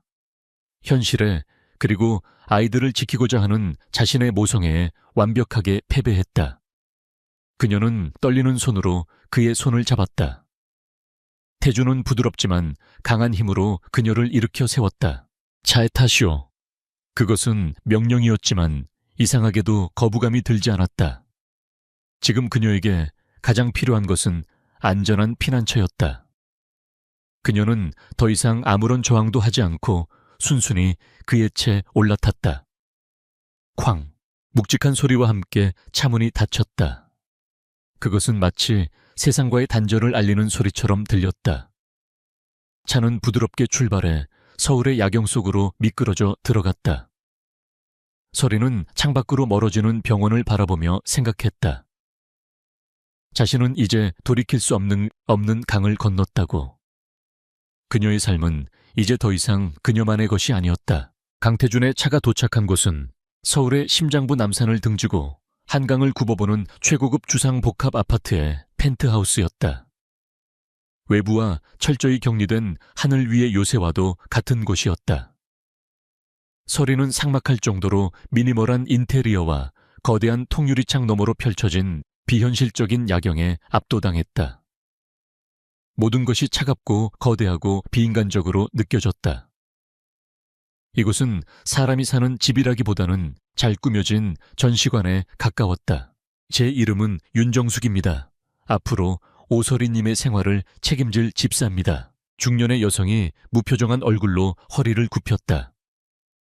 그녀의 태도는 흠잡을 데 없이 완벽했지만 그만큼이나 차갑게 느껴져 서리는 더욱 위축되었다. 태주는 집 안을 간략하게 안내했다. 그의 설명은 마치 신입사원에게 업무 인수인계를 하는 것처럼 건조했다. 여기가 당신이 지낼 방이요. 방 안에는 욕실과 드레스룸이 연결되어 있어. 필요한 모든 것은 윤 집사에게 말하면 즉시 준비해 줄 거요. 내 서재와 침실은 저쪽 복도 끝이니 용무가 있을 때 외에는 출입을 삼가 주시오. 그는 마지막으로 보안 시스템에 대해 설명했다. 이 집의 모든 출입은 내 허락 없이는 불가능하오. 당신의 안전을 위한 것이니 답답하더라도 이해해 주길 바라오. 금빛 3장. 서리는 속으로 중얼거렸다. 이곳은 그녀를 보호하기 위한 요새이자 동시에 그녀를 가두는 감옥이었다. 그렇게 어색한 동거가 시작되었다. 첫 며칠간 서리는 유령처럼 집안을 맴돌았다. 태주는 이른 새벽에 집을 나서 자정이 다 되어서야 돌아왔다. 두 사람은 아침과 저녁 식사를 거대한 식탁의 양끝에 앉아 말없이 해결했다. 값비싼 음식들은 아무런 맛도 느껴지지 않았다. 낮 시간 동안 서리는 혼자였다. 태준이 준비해준 태교에 좋다는 책들을 읽거나 창밖의 도시를 멍하니 내려다보는 것이 그녀가 할 수 있는 전부였다. 할머니는 무사히 수술을 마치고 회복 중이라는 소식을 전해 들었지만 직접 찾아가 볼 수 없는 현실이 가슴을 답답하게 짓눌렀다. 그녀는 점점 고립감과 외로움에 잠식되어 갔다. 변화는 아주 사소한 것에서부터 시작되었다. 그날 저녁도 어김없이 어색한 식사가 이어지고 있었다. 임산부를 위해 최고급 유기농 식재료로 만든 건강식이 차려졌지만 서리는 입맛이 없어 거의 손도 대지 못했다. 혹시 얼큰한 김치찌개가 먹고 싶은데 가능할까요? 서리는 자신도 모르게 혼잣말처럼 중얼거렸다. 고향에서 할머니가 끓여주던 묵은지를 듬뿍 넣고 돼지고기를 숭덩숭덩 썰어 넣은 그 칼칼한 맛이 사무치게 그리웠다. 태주는 아무런 대답이 없었다. 그녀의 말이 들리지 않았나 보다. 혹은 들었어도 무시했나 보다. 생각하며 서리는 작게 한숨을 쉬었다. 다음 날 저녁이었다. 식탁 위에는 평소와 다른 뚝배기 하나가 놓여 있었다. 보글보글 끓고 있는 뚝배기 안에는 먹음직스러운 김치찌개가 담겨 있었다. 어제 그녀가 말했던 바로 그 김치찌개였다. 서리는 놀라서 윤 집사를 쳐다보았다. 윤 집사는 여전히 무표정한 얼굴로 말했다. 회장님께서 특별히 주방장에게 지시하셨습니다. 최고급 한우와 3년 묵은지를 공수해서 만들었습니다. 서리는 말없이 태준을 바라보았다. 그는 여전히 아무 일 없다는 듯 무심한 표정으로 식사를 하고 있었다. 고맙다는 말을 해야 할까 망설였지만 왠지 입이 떨어지지 않았다. 대신 그녀는 조용히 숟가락을 들어 찌개를 한 입 떠먹었다. 할머니의 손맛과는 달랐지만 깊고 진한 맛이 입안에 퍼지면서 얼어붙었던 마음이 조금 녹아내리는 듯한 기분이 들었다. 그는 그녀의 말을 듣고 있었던 것이다. 또 한 번의 변화는 며칠 뒤 밤에 찾아왔다. 불러온 바위 때문에 서리는 밤잠을 설치는 날이 많았다. 그날도 잠이 오지 않아 거실을 서성이고 있었다. 그때 늦은 시간까지 서재에서 일을 하던 태준이 나왔다. 그는 잠옷바람으로 서성이는 서리를 보고 미간을 살짝 찌푸렸다. 왜 아직 안 자고 있어? 아, 잠이 잘 오지 않아서요. 어색한 대화가 오갔고 그는 더 묻지 않은 채 자신의 침실로 들어가 버렸다. 역시나 무심한 사람이라고 생각하며 서리가 다시 방으로 돌아가려던 순간 그가 다시 나왔다. 그의 손에는 거대한 쿠션이 들려 있었다. 이거 써봐요. 임산부들이 쓰는 거라고 하더군. 그는 쿠션을 소파 위에 툭 던져놓고는 다시 방으로 들어가 버렸다. 서리는 잠시 멍하니 서 있다가 쿠션을 집어들었다. 몸의 형태에 맞게 디자인된 쿠션은 놀랍도록 편안했다. 그의 무뚝뚝한 행동 속에 숨겨진 서툰 배려가 느껴져 서리는 저도 모르게 작게 웃음을 터뜨렸다. 그녀는 태준이라는 남자를 조금씩 다른 시선으로 보게 되었다.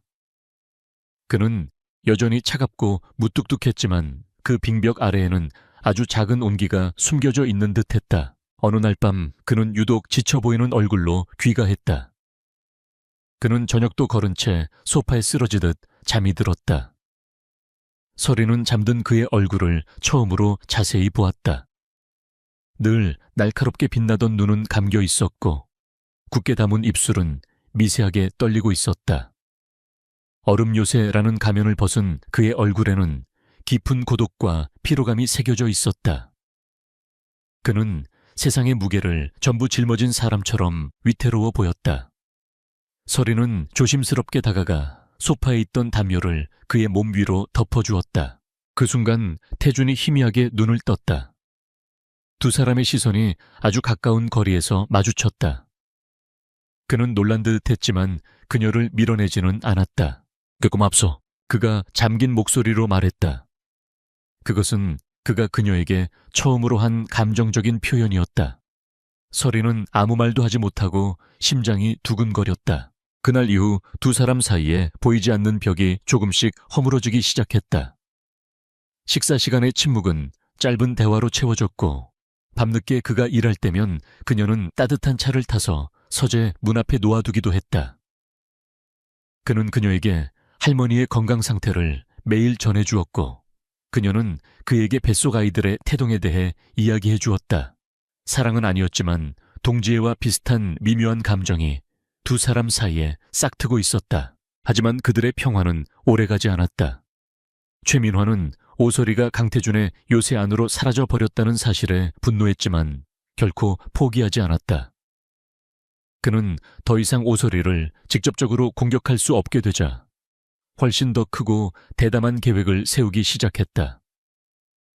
그것은 바로 강태준이 가장 아끼고 심혈을 기울이는 프로젝트를 무너뜨려 진성그룹 자체를 뒤흔드는 것이었다. 그의 타겟은 태준이 미래 성장 동력으로 삼고 추진 중인 바이오 신약 개발 프로젝트였다. 이 프로젝트만 무너뜨리면 강태준은 이사회와 주주들의 신임을 잃게 될 겁니다.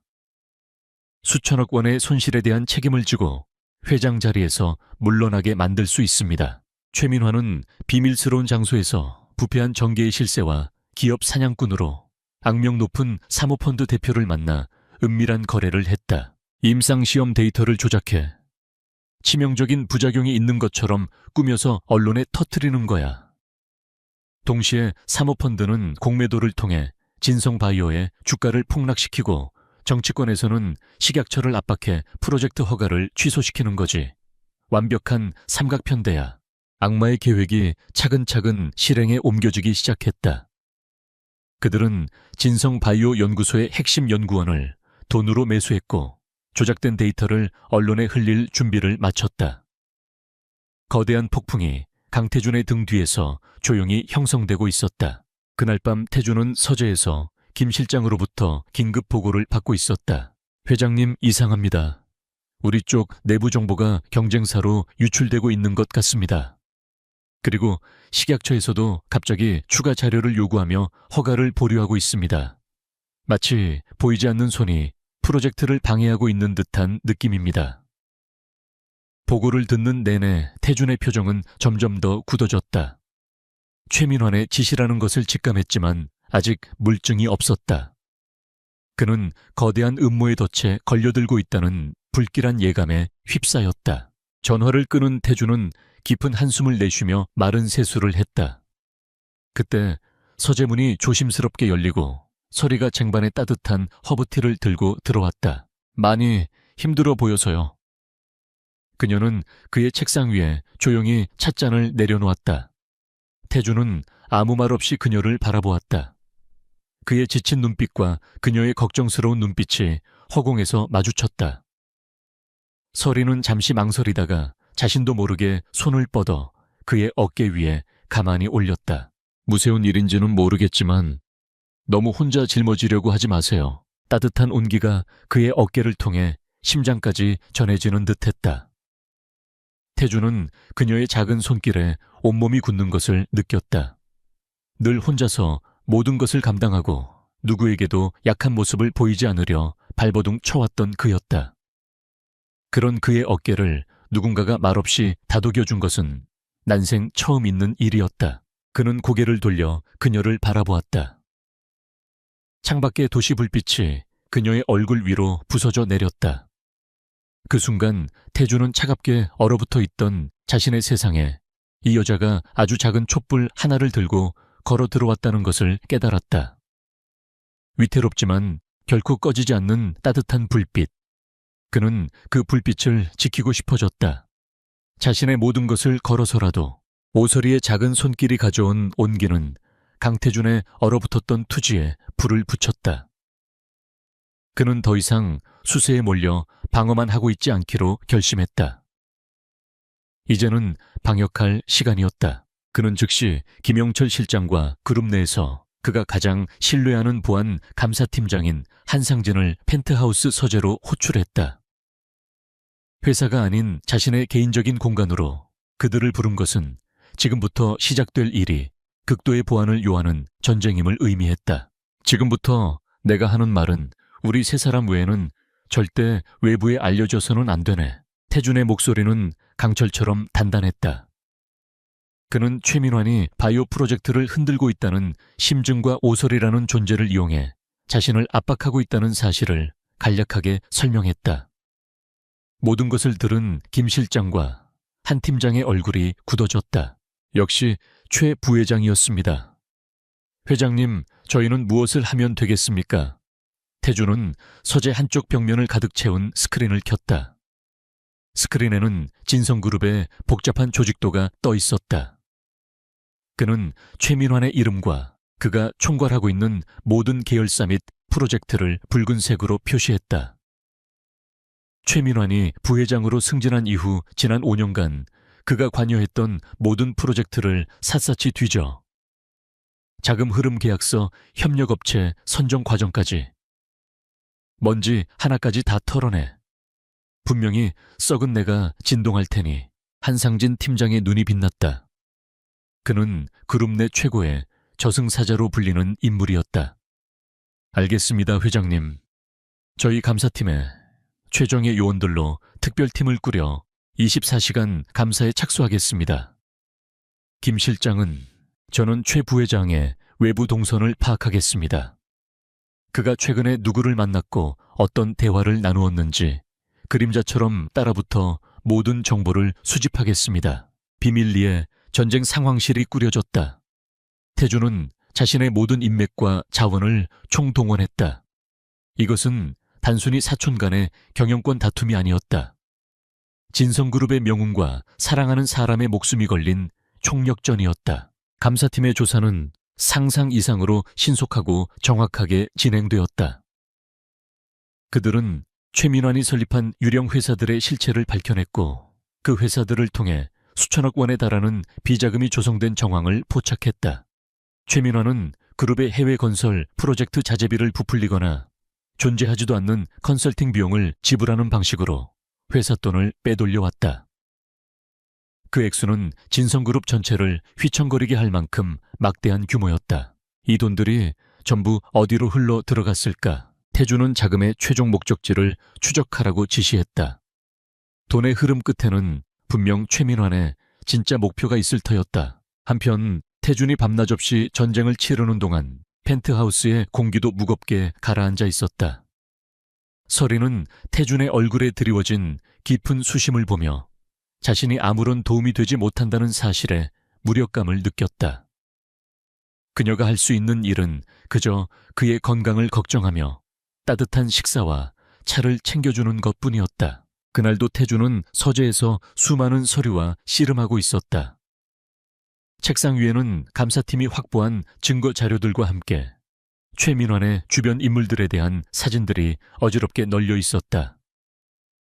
서리는 조심스럽게 야식을 담은 쟁반을 들고 서재로 들어갔다. 너무 무리하지 마세요. 뭐라도 좀 드시면서 하세요. 그녀는 책상 한편에 쟁반을 내려놓았다. 그때 그녀의 시선이 책상 위에 놓인 사진 한 장에 꽂혔다. 심장이 쿵하고 내려앉는 것 같았다. 사진 속에는 비열한 미소를 띤 중년 남자의 얼굴이 있었다. 박기철이었다. 아이, 이 사람... 서리의 목소리가 가늘게 떨렸다. 그녀의 반응에 태주는 의아한 표정으로 그녀를 바라보았다. 왜 그러시오? 아는 사람이요. 네, 병원에서 저를 괴롭혔던 사람이 이 사람이에요. 원무과장에게 압력을 넣고 제 뒤를 그림자처럼 따라다니면서 저를 감시했어요. 서리는 잊고 싶었던 끔찍한 기억이 되살아나 몸을 떨었다. 그리고 그녀의 시선은 박기철의 사진 옆에 있는 또 다른 남자의 사진으로 향했다. 그는 최민환과 함께 있는 자리에서 찍힌 기업 사냥꾼이었다. 그리고 이 사람도 본 것 같아요. 박기철이라는 사람과 병원 근처 카페에서 심각한 표정으로 이야기하는 것을 봤어요. 그 순간 태준의 머릿속에서 흩어져 있던 모든 퍼즐 조각이 하나의 거대한 그림으로 맞춰졌다. 지금까지 그는 최민환이 저지른 두 가지 범죄, 즉 회사 자금 횡령과 오서리 협박을 별개의 사건으로 보고 있었다. 하지만 서리의 증언은 이 두 사건이 박기철이라는 연결고리를 통해 완벽하게 하나로 이어져 있음을 증명했다. 박기철은 최민환의 지시를 받아 자신을 공격할 무기로서 서리를 감시하고 협박했던 하수인이었고, 동시에 최민환이 빼돌린 비자금을 이용해 바이오 프로젝트를 무너뜨리려는 기업 사냥꾼들과 접촉하는 중간책 역할도 하고 있었던 것이다. 모든 것이 명확해졌다. 최민환의 최종 목표는 단순히 회사를 차지하는 것을 넘어 자신을 사회적으로 완전히 매장시키고 자신의 핏줄인 아이들의 존재 자체를 세상에서 지워버리려는 악마적인 계획이었다. 젠장! 태주는 주먹으로 책상을 내리쳤다. 분노와 함께 등골을 타고 흐르는 서늘한 공포. 최민화는 그가 생각했던 것보다 훨씬 더 치밀하고 잔혹한 괴물이었다. 그는 서리에 떨리는 어깨를 감싸 안았다. 그녀의 작은 증언이 이 거대한 전쟁의 흐름을 바꿀 결정적인 열쇠가 될 줄이야. 괜찮소. 이제 다 괜찮아. 그는 그녀를 안심시키며 말했다. 하지만 그의 눈빛은 그 어느 때보다 차갑게 불타오르고 있었다. 당신 덕분에 안개 속에 가려져 있던 괴물의 전체 모습을 보게 됐소. 정말 고맙소, 오설이 씨. 그는 그녀가 가져온 야식은 입에도 대지 않은 채 곧바로 전쟁 상황실로 향했다. 상황실 중앙에 걸린 거대한 화이트보드에는 최민환을 중심으로 수많은 인물과 자금 흐름이 거미줄처럼 얽혀 있었다. 태주는 보드 앞으로 다가가 박기철의 사진과 기업 사냥꾼의 사진을 붉은색 마커로 이었다. 그리고 그 선 위에 오설이 협박이라고 적었다. 이제 모든 그림이 완성됐다. 그의 말에 상황실에 있던 모든 팀원들의 시선이 보드에 집중되었다. 최민환은 횡령한 자금으로 용병들을 고용해 바이오 프로젝트를 공격하고 있어. 동시에 박기철을 이용해 오설이 씨와 아이들을 인질로 삼아 내 목을 조르려 했지. 하지만 이것이 바로 놈의 가장 큰 실수다. 태준의 눈빛이 번뜩였다. 놈은 나를 공격하기 위해 너무 많은 흔적을 남겼어. 이제 우리가 할 일은 이 거미줄을 하나씩 끊어내는 것이 아니라 거미줄의 정중앙에 있는 독거미를 한 번에 잡는 것이다. 그는 새로운 작전을 지시하기 시작했다. 그의 목소리는 차분했지만 그 안에는 모든 것을 끝내버리겠다는 결연한 의지가 담겨 있었다. 한 팀장은 최민환이 횡령한 자금의 최종 목적지를 계속 추적해 아마도 바이오 프로젝트 주가 조작을 위한 실탄으로 사용될 가능성이 크다. 돈이 움직이는 결정적인 순간을 포착해야 해. 김 실장은 언론을 준비시켜 우리가 신호를 보내는 즉시 최민환의 모든 비리를 터뜨릴 수 있도록 진실이라는 폭탄을 터뜨려 놈을 재기불능으로 만들어야 하니까. 그리고 나는 놈을 내 발로 직접 만나러 가겠다. 그의 폭탄 선언에 김 실장이 놀라 물었다. 회장님, 너무 위험합니다. 아니, 놈은 지금쯤 우리가 자신의 뒤를 캐고 있다는 것을 눈치챘을 거다. 곧 꼬리 자르기를 시도하겠지. 그 전에 내가 직접 놈의 소굴로 들어가서 놈이 마지막 발악을 하도록 유도해야 한다. 덫에 걸린 쥐가 가장 난폭해지는 법이니까. 태준의 계획은 위험했지만 동시에 가장 확실한 방법이었다. 최민환 스스로 자신의 모든 카드를 꺼내 보이게 만들어 그 자리에서 끝장내겠다는 것이었다. 이제 덫을 놓을 시간이다. 그의 마지막 말과 함께 상황실에는 비장한 침묵이 흘렀다. 진성그룹의 운명을 건 마지막 결전의 서막이 오르고 있었다. 결전의 날이 밝았다. 공기는 팽팽한 활시위처럼 긴장감으로 가득 차 있었다. 강태준은 최민환에게 가족으로서 마지막으로 조용히 대화하고 싶다는 메시지를 보내 진성그룹이 소유한 한적한 한옥 호텔의 별채로 그를 불러냈다. 덫을 놓기 위한 마지막 미끼였다. 펜트하우스를 나서기 전 그는 잠시 오소리의 방문 앞에 멈춰 섰다. 그녀는 아무것도 모른 채 창가에 앉아 태교를 위한 동화책을 읽고 있었다. 그녀의 배는 이제 금방이라도 아이들이 세상에 나올 것처럼 둥글고 탐스러웠다. 평화로운 그 모습이 태준의 심장을 아프게 찔렀다. 오늘 그는 자신의 모든 것을 걸고 저 평화를 지켜내야만 했다. 김 실장 계획대로 진행해. 한 팀장에게는 내가 신호를 보낼 때까지 절대 움직이지 말라고 전하고. 회장님, 부디 몸 조심하십시오. 태준은 말없이 고개를 끄덕이고 집을 나섰다. 그의 등 뒤로 서리는 불안한 눈빛으로 그가 사라지는 모습을 지켜보고 있었다. 그녀는 그가 무척이나 위험한 곳으로 가고 있다는 것을 직감적으로 느끼고 있었다. 약속 장소인 별채에는 무거운 침묵이 흘렀다. 태준과 최민환은 고풍스러운 테이블을 사이에 두고 마주 앉았다.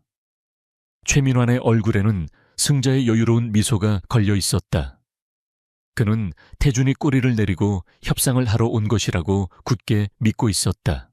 이제 와서 가족애를 들먹이며 대화를 청하다니 의외인데 그래. 최민환이 조롱 섞인 말투로 입을 열었다. 네가 저지른 짓들을 덮어줄 마지막 기회를 주러 왔다. 태준의 목소리는 차가웠다. 바이오 프로젝트 내 짓이지. 연구원 매수하고 데이터 조작해서 회사를 위기에 빠뜨린 거. 최민환은 뻔뻔하게 어깨를 으쓱했다. 증거 있나? 난 자네의 독단적인 경영을 바로잡으려 했을 뿐이야. 그리고 주주들은 무능한 리더보다는 유능한 대안을 원하게 되겠지. 그럼 이건 어떤가? 태준은 태블릿 PC를 밀어보냈다. 화면에는 최민환이 빼돌린 비자금이 흘러들어간 유령 회사의 계좌 내역과 그 돈의 일부가 매수된 연구원의 차명 계좌로 입금된 기록이 선명하게 나타나 있었다. 최민환의 얼굴에서 처음으로 미소가 사라졌다. 이런 걸 어디서 내가 저지른 쓰레기 같은 짓들을 치우느라 내 사람들이 밤새 고생 좀 했지. 이 사회에 이걸 공개하면 넌 어떻게 될까? 최민환의 얼굴이 일그러졌다. 그는 자신이 코너에 몰리고 있다는 것을 깨달았다. 하지만 그는 아직 비장의 카드가 남아 있었다. 그는 다시 악마 같은 미소를 지으며 자신의 스마트폰을 테이블 위에 올려놓았다. 네온 역시 머리는 좋아. 하지만 그래서 패배하는 거야. 항상 가장 중요한 걸 놓치거든. 그가 화면을 켜자 실시간 영상이 나타났다. 영상의 배경은 너무나도 익숙한 펜트하우스의 거실이었다. 그리고 그 중심에는 공포에 질린 얼굴의 오소리가 서 있었다. 그녀의 곁에는 박기철과 그의 부하들이 섬뜩한 미소를 지으며 서 있었다. 내년. 태준의 눈에서 불꽃이 튀었다. 처음으로 그의 냉정한 가면이 깨지는 순간이었다. 내가 자랑하는 그 철옹성 같은 보안 시스템 돈이면 다 뚫리더군. 내부의 작은 쥐새끼 한 마리를 매수하는 건 아주 쉬운 일이었지. 최민환은 의기양양하게 말했다. 그의 목소리는 승리를 확신한 자의 오만함으로 가득 차 있었다. 자, 선택해라 강태준. 지금 이 자리에서 회장직 사임 각서에 서명하고 네가 가진 모든 증거를 내게 넘겨. 그리고 진성그룹에서 영원히 사라져. 그렇지 않으면 네 사랑스러운 여자와 그 뱃속의 네 핏줄들은 오늘 밤 태평양 한가운데로 가는 화물선에서 물고기밥이 될 거다. 물론 그 전에 내 부하들이 아주 재미있게 놀아주겠지만 그것은 악마의 제안이었다. 태준은 주먹을 쥔 손이 하얗게 질리도록 떨리는 것을 느꼈다. 최민환은 그의 고통스러운 표정을 보며 만족스러운 웃음을 터뜨렸다. 하지만 잠시 후 태준의 표정이 변하기 시작했다. 그의 얼굴에서 모든 감정이 사라지고 대신 상대를 가늠할 수 없는 깊고 차가운 눈빛만이 남았다. 그는 최민환을 경멸과 연민이 섞인 눈으로 바라보았다. 내가 진정한 패배자인 이유가 뭔지 아나 최민환. 태준이 조용히 입을 열었다. 네온 항상 가장 중요한 것을 얕보지. 사람의 마음 같은 것 말이야. 그 말이 끝나는 순간 최민환의 스마트폰 속 영상에 극적인 변화가 일어났다. 철컥쾅. 갑자기 펜트하우스의 모든 창문에 두꺼운 강철 셔터가 내려오며 외부와 완벽하게 차단되었다. 당황한 박기철과 부하들이 주변을 두리번거리는 순간 거실의 벽과 천장에서 숨겨져 있던 보안 패널들이 열리며 완전 무장한 한상진 팀장과 그의 보안팀 요원들이 나타났다. 뭐야, 너희들은 어떻게... 박기철이 경악하며 소리쳤다. 한상진 팀장은 차가운 미소를 지으며 그에게 다가갔다. 내부의 쥐새끼를 매수했다고 우리가 일부러 흘린 가짜 정보에 걸려든 걸 축하한다. 회장님께서는 내 놈들이 이 미끼를 물 것이라고 정확히 예측하셨거든. 그랬다. 보안 시스템이 뚫린 것은 모두 태준이 계획한 함정이었다. 그는 최민환이 궁지에 몰리면 반드시 오소리를 노릴 것이라고 예상하고 일부러 내부 협력자가 있는 것처럼 꾸며 그들을 펜트하우스라는 거대한 덫 안으로 유인한 것이었다. 보안팀 요원들은 순식간에 박기철과 그의 부하들을 제압했다. 최민화는 스마트폰 화면 속에서 벌어지는 광경을 넋이 나간 채 바라보고 있었다.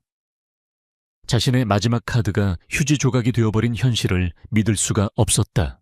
바로 그때 태준의 귀 속에 꽂힌 작은 이어폰에서 한상진 팀장의 목소리가 들려왔다. 상황 종료. 목표물 모두 확보했습니다. 동시에 별채의 문이 활짝 열렸다. 들이닥친 것은 경찰이 아니었다. 김영철 실장과 그룹 법무팀 그리고 감사팀원들이었다.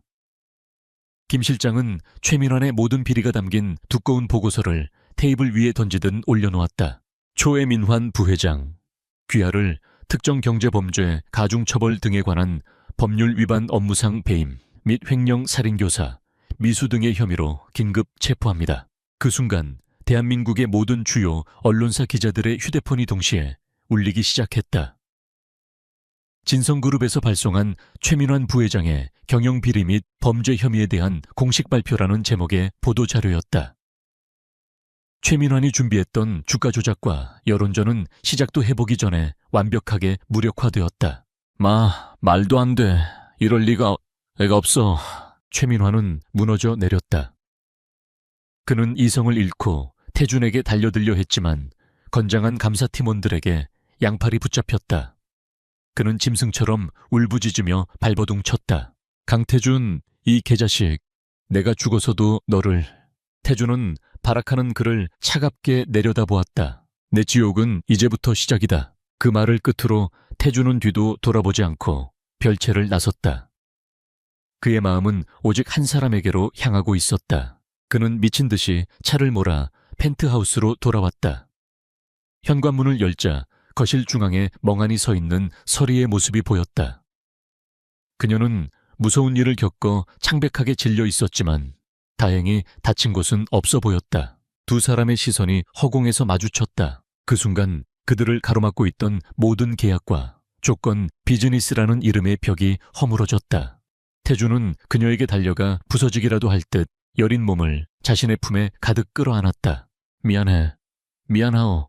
그의 목소리가 가늘게 떨리고 있었다. 난생 처음으로 드러내는 그의 약한 모습이었다. 서리는 그의 품에 얼굴을 묻고 참았던 눈물을 터뜨렸다. 무서웠던 순간들이 스쳐 지나가며 안도감과 함께 뜨거운 감정이 복받쳐 올랐다. 태준은 그녀를 더 꽉 끌어안았다. 자신의 심장소리가 그녀의 심장소리가 하나가 되어 울리는 것을 느끼며 그는 다시는 이 여자를 그리고 자신의 아이들을 놓지 않겠다고, 자신의 목숨을 걸고서라도 지켜내겠다고 굳게 맹세했다. 거대한 폭풍우는 마침내 끝이 났다. 폭풍이 지나간 펜트하우스에는 깊고 무거운 정적이 흘렀다. 한상진의 보안팀이 철수한 후 윤 집사는 능숙하게 모든 소동의 흔적을 지웠다. 강태준은 의사를 불러 오소리의 상태를 꼼꼼히 살피게 했다. 다행히 그녀와 뱃속의 아이들은 무사했지만 극심한 스트레스로 인해 절대적인 안정이 필요하다는 진단이 내려졌다. 태준은 그날 밤 한숨도 자지 않고 서리의 침대 곁을 지켰다. 잠든 그녀의 얼굴은 창백했지만 평온해 보였다. 그는 가만히 손을 뻗어 그녀의 뺨 위로 흘러내린 머리카락을 조심스럽게 쓸어 넘겼다. 손끝으로 전해져 오는 부드러운 감촉과 따뜻한 온기. 지난 몇 시간 동안 지옥과 천국을 오갔던 그의 마음이 기적처럼 차분해졌다. 그는 이제껏 자신이 얼마나 어리석었는지를 깨달았다. 그는 돈과 권력으로 모든 것을 통제할 수 있다고 믿었다. 계약과 거래라는 방식으로 그녀와 아이들을 자신의 안전한 울타리 안에 두면 모든 것이 해결될 것이라 생각했다. 하지만 최민환이 그녀를 인질로 잡았다는 것을 알게 된 순간 그가 쌓아 올린 모든 것들이 얼마나 허무하고 무력한지 절감했다. 그를 구한 것은 그의 돈이나 권력이 아니었다. 그녀를 향한, 그리고 아직 태어나지 않은 아이들을 향한 그가 이제껏 부정해왔던 감정이었다. 다음 날 아침 서리가 눈을 떴을 때 가장 먼저 보인 것은 자신의 손을 꼭 잡은 채 의자에 앉아 잠든 태준의 모습이었다. 늘 완벽하게 정돈되어 있던 그의 머리는 흐트러져 있었고 값비싼 수트에는 구김이 가 있었다. 세상의 무게를 짊어진 듯 지쳐 보이는 그의 모습에 서리는 저도 모르게 가슴이 아려왔다. 그녀는 조심스럽게 손을 빼내려 했지만 그 움직임에 태준이 깨어났다. 아, 깼어. 그의 목소리는 잠에 잠겨났고 부드러웠다. 몸은 괜찮소. 어디 아픈 데는 없고. 그의 눈에는 진심 어린 걱정이 가득 담겨 있었다. 서리는 고개를 저으며 작게 대답했다. 괜찮아요. 덕분에 어색한 침묵이 흘렀다. 하지만 그 침묵은 이전의 가시 돋친 침묵과는 달랐다.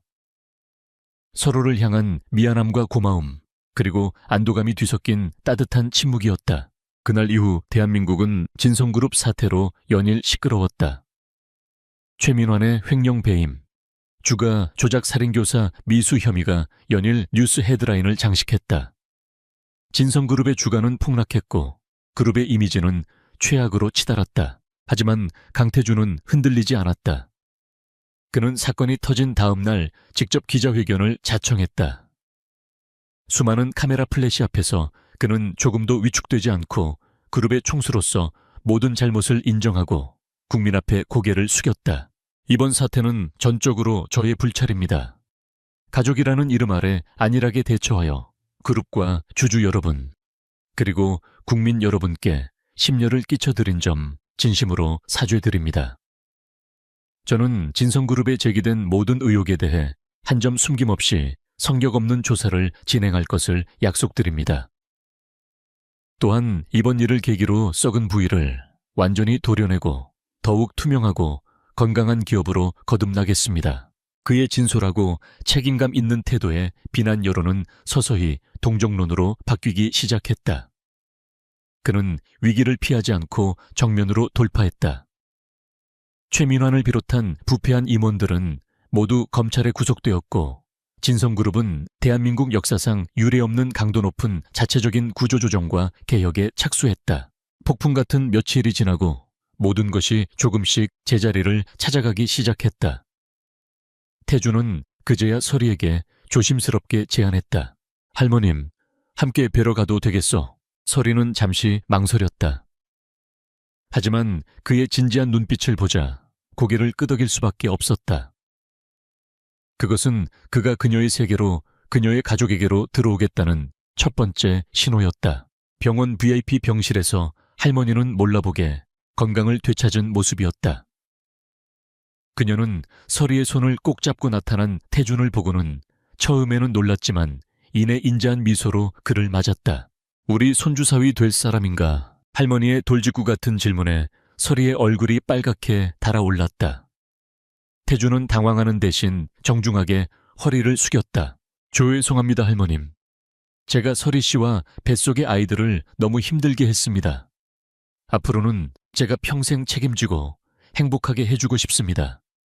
부디 허락해 주십시오. 그의 진심 어린 고백에 할머니는 그의 손을 따뜻하게 잡아주었다. 우리 서리가 자네 덕분에 많이 웃게 된 것 같구먼. 험한 세상에 의지할 데 없이 혼자 버텨온 아인데 앞으로 우리 강아지 잘 좀 부탁하네. 잘. 할머니의 눈가에 맺힌 이슬을 보며 서리 역시 눈시울이 뜨거워졌다.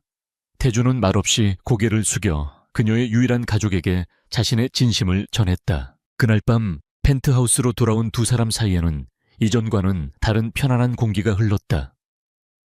태준은 서리를 거실 소파에 앉히고 그녀의 맞은편에 조심스럽게 앉았다.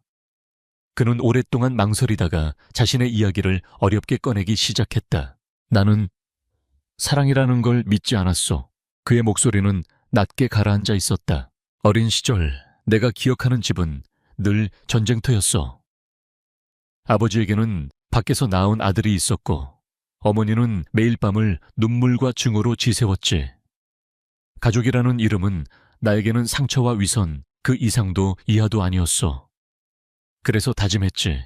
나는 절대로 누구도 사랑하지도 누구에게도 마음을 주지도 않겠다고. 그는 처음으로 자신의 상처를 그녀 앞에 드러내 보였다.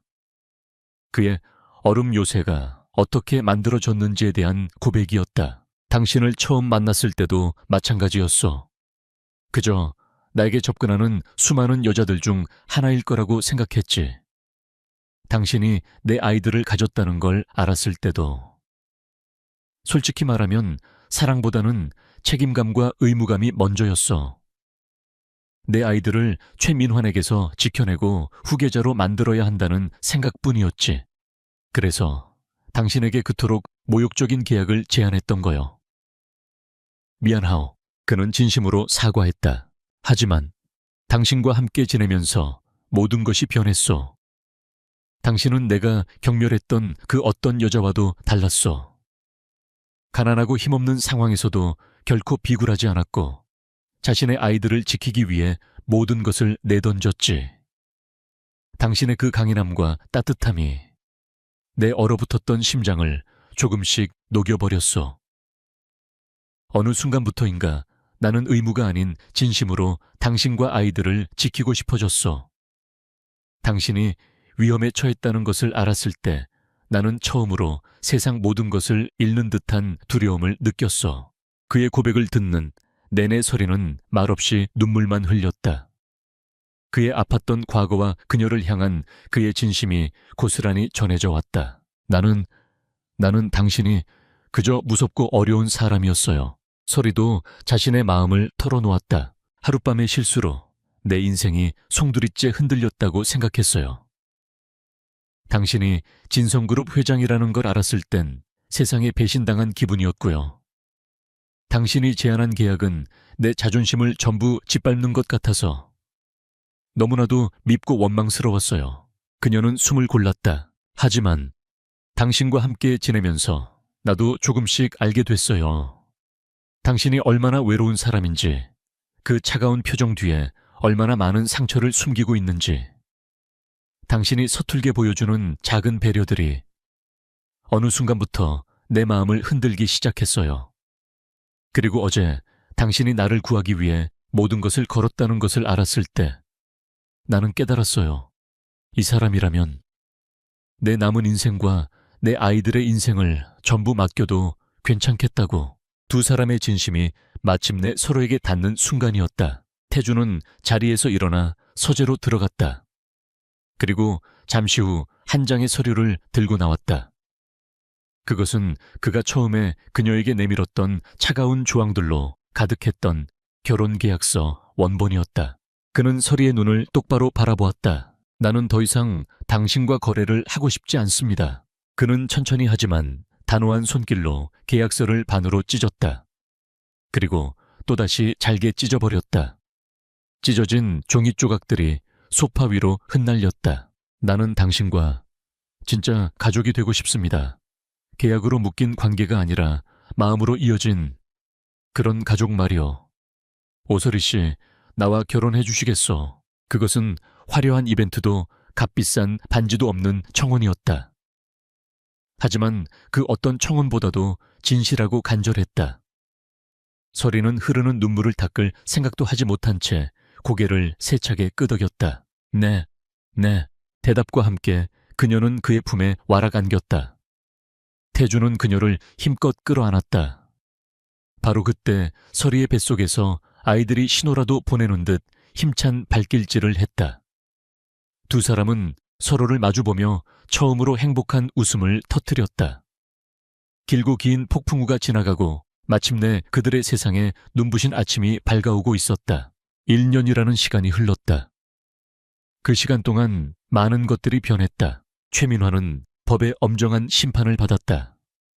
그의 횡령 배임, 주가 조작 살인교사, 미수 등 모든 혐의가 인정되어 무기징역에 가까운 중형을 선고받고 차가운 감옥에 갇혔다.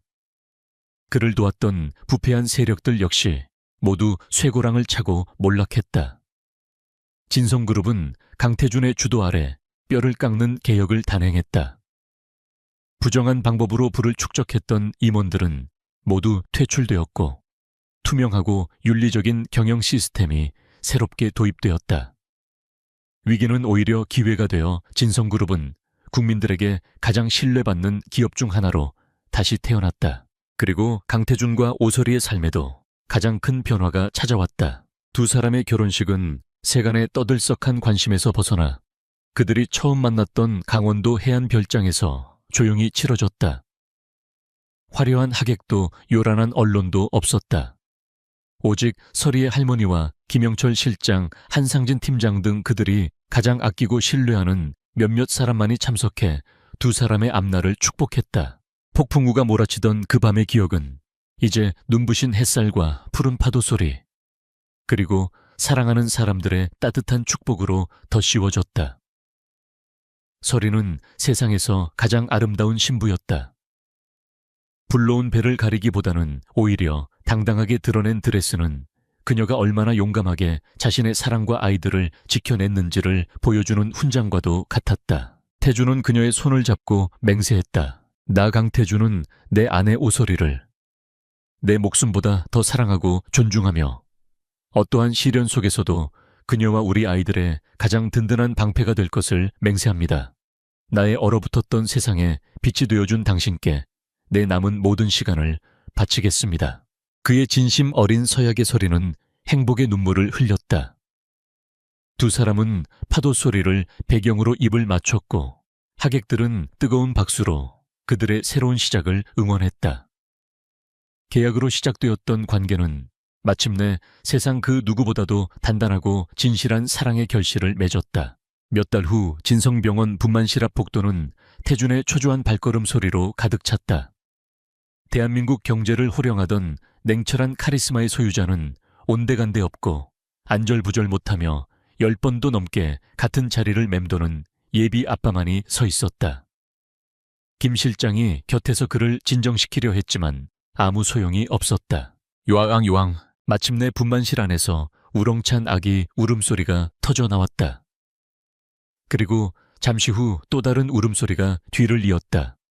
문이 열리고 간호사가 기쁨에 찬 목소리로 외쳤다. 산모와 아기 모두 건강합니다. 아주 예쁜 공주님과 늠름한 왕자님, 쌍둥이입니다. 태주는 그 자리에 주저앉을 뻔했다. 그는 비틀거리는 걸음으로 분만실 안으로 들어갔다. 땀에 흠뻑 젖어 지쳐 있었지만 세상 가장 행복한 미소를 짓고 있는 서리가 그를 맞았다. 그리고 그녀의 곁에 세상에서 가장 작은 두 생명이 나란히 누워 있었다. 그는 조심스럽게 아이들을 받아 안았다. 자신의 품에 쏙 들어오는 작고 따뜻한 생명의 무게. 그는 아무 말도 할 수 없었다. 그저 뜨거운 눈물만이 뺨을 타고 하염없이 흘러내렸다. 아들을 안고 딸을 안으며 그는 깨달았다. 자신이 평생을 찾아 헤맸던 삶의 의미가 바로 이 작은 품 안에 전부 담겨 있다는 것을. 그의 얼음 요새는 마침내 이 두 개의 작은 태양 앞에서 완전히 녹아내려 사라져 버렸다. 시간은 다시 흘러 쌍둥이가 태어난 지 100일이 지났다. 하늘 위의 요새 같았던 펜트하우스는 이제 더 이상 차갑고 삭막한 공간이 아니었다. 거실 한복판에는 알록달록한 아기 매트가 깔려 있었고 소파에는 인형과 딸랑이가 어지럽게 널려 있었다. 집 안에는 늘 감미로운 클래식 음악 대신 아기들의 웃음소리와 온가리가 가득했다. 여보, 수현이 기저귀 좀 갈아줘요. 나 서현이 분유 좀 먹이고. 알았어 강수현, 이놈 아빠한테 오줌 싸기만 해봐라. 믿을 수 없는 광경이었다. 진성그룹의 강태준 회장이 한 손으로는 아들의 기저귀를 서툴게 갈면서 다른 한 손으로는 딸랑이를 흔들며 재롱을 부리고 있었다. 그의 완벽했던 수트는 편안한 실내복으로 바뀌었고 그의 얼굴에는 예전에는 찾아볼 수 없었던 부드럽고 행복한 미소가 떠나지 않았다. 서리는 그런 그의 모습을 보며 따뜻한 미소를 지었다. 그녀는 이제 더 이상 세상의 풍패에 흔들리는 가냘픈 시골 처녀가 아니었다. 그녀는 한 남자의 사랑받는 아내이자 두 아이의 강인한 엄마, 그리고 진성그룹 복지재단의 명예 이사장으로서 자신의 목소리를 내는 당당한 여성이 되어 있었다. 그녀는 자신의 아픈 경험을 바탕으로 미혼모와 저소득층 아이들을 돕는 일에 누구보다 앞장서고 있었다. 우리 아들 다 컸네. 이제 뒤집기도 하려고 하고 태준이 아들 수연이를 번쩍 들어올리며 아빠 미소를 지었다. 딸 서연이는 엄마 품에 안겨 방긋방긋 웃고 있었다. 두 아이는 아빠와 엄마를 반씩 닮아 누가 봐도 사랑스러운 모습이었다. 그날 밤 아이들을 재우고 난 두 사람은 오랜만에 둘만의 시간을 가졌다. 그들은 와인잔을 기울이며 창밖의 야경을 내려다보았다. 생각나요. 우리 처음 만났던 그 밤. 서리가 먼저 말을 꺼냈다. 기억나지? 폭풍우가 치고 세상이 끝날 것만 같았는데 태준이 그녀의 어깨를 감싸 안으며 대답했다. 그때는 몰랐어. 그 폭풍우가 내 인생을 송두리째 바꿔놓을 가장 큰 행운이었다는 것을. 그는 그녀의 이마에 부드럽게 입을 맞췄다. 당신과 수연이, 서연이를 만나기 전까지의 내 인생은 전부 무의미했어. 고맙소, 서리씨. 내 세상으로 걸어 들어와 줘서. 나를 사람으로 만들어줘서. 나도 고마워요, 태준씨. 내 곁에 있어줘서. 우리 아이들의 아빠가 되어줘서. 두 사람은 말없이 서로를 끌어안았다. 더 이상 어떤 말도 필요하지 않았다. 이야기의 마지막 장면은 다시 그 해안 별장에서 펼쳐졌다. 1년 전 두려움과 오해로 가득 찼던 그 공간은 이제 쌍둥이의 웃음소리로 가득했다. 따스한 봄 햇살 아래 태준과 서리는 나란히 유모차를 밀며 해변을 산책하고 있었다. 유모차 안에서 수현이와 서현이가 파도 소리를 들으며 평화롭게 잠들어 있었다. 태준은 걷다가 멈춰 서서 바다를 바라보는 서리의 옆모습을 가만히 바라보았다. 그녀의 미소 하나가 그의 온 세상을 의미했다. 세월이야. 그가 처음으로 그녀의 이름을 다정하게 불렀다. 서리가 놀라 그를 쳐다보았다. 사랑해. 서리의 눈이 동그래졌다가 이내 초승달처럼 예쁘게 휘어졌다. 나도 사랑해요, 여보. 두 사람은 다시 한번 입을 맞췄다. 모든 여자를 거부했던 남자와 세상 끝에 홀로 버려졌던 여자는 그렇게 서로의 세상이 되어주었다. 폭풍우 치던 하룻밤의 인연은 이제 영원히 계속될 행복의 이야기가 되어 잔잔한 파도 소리 위로 아름답게 울려 퍼지고 있었다.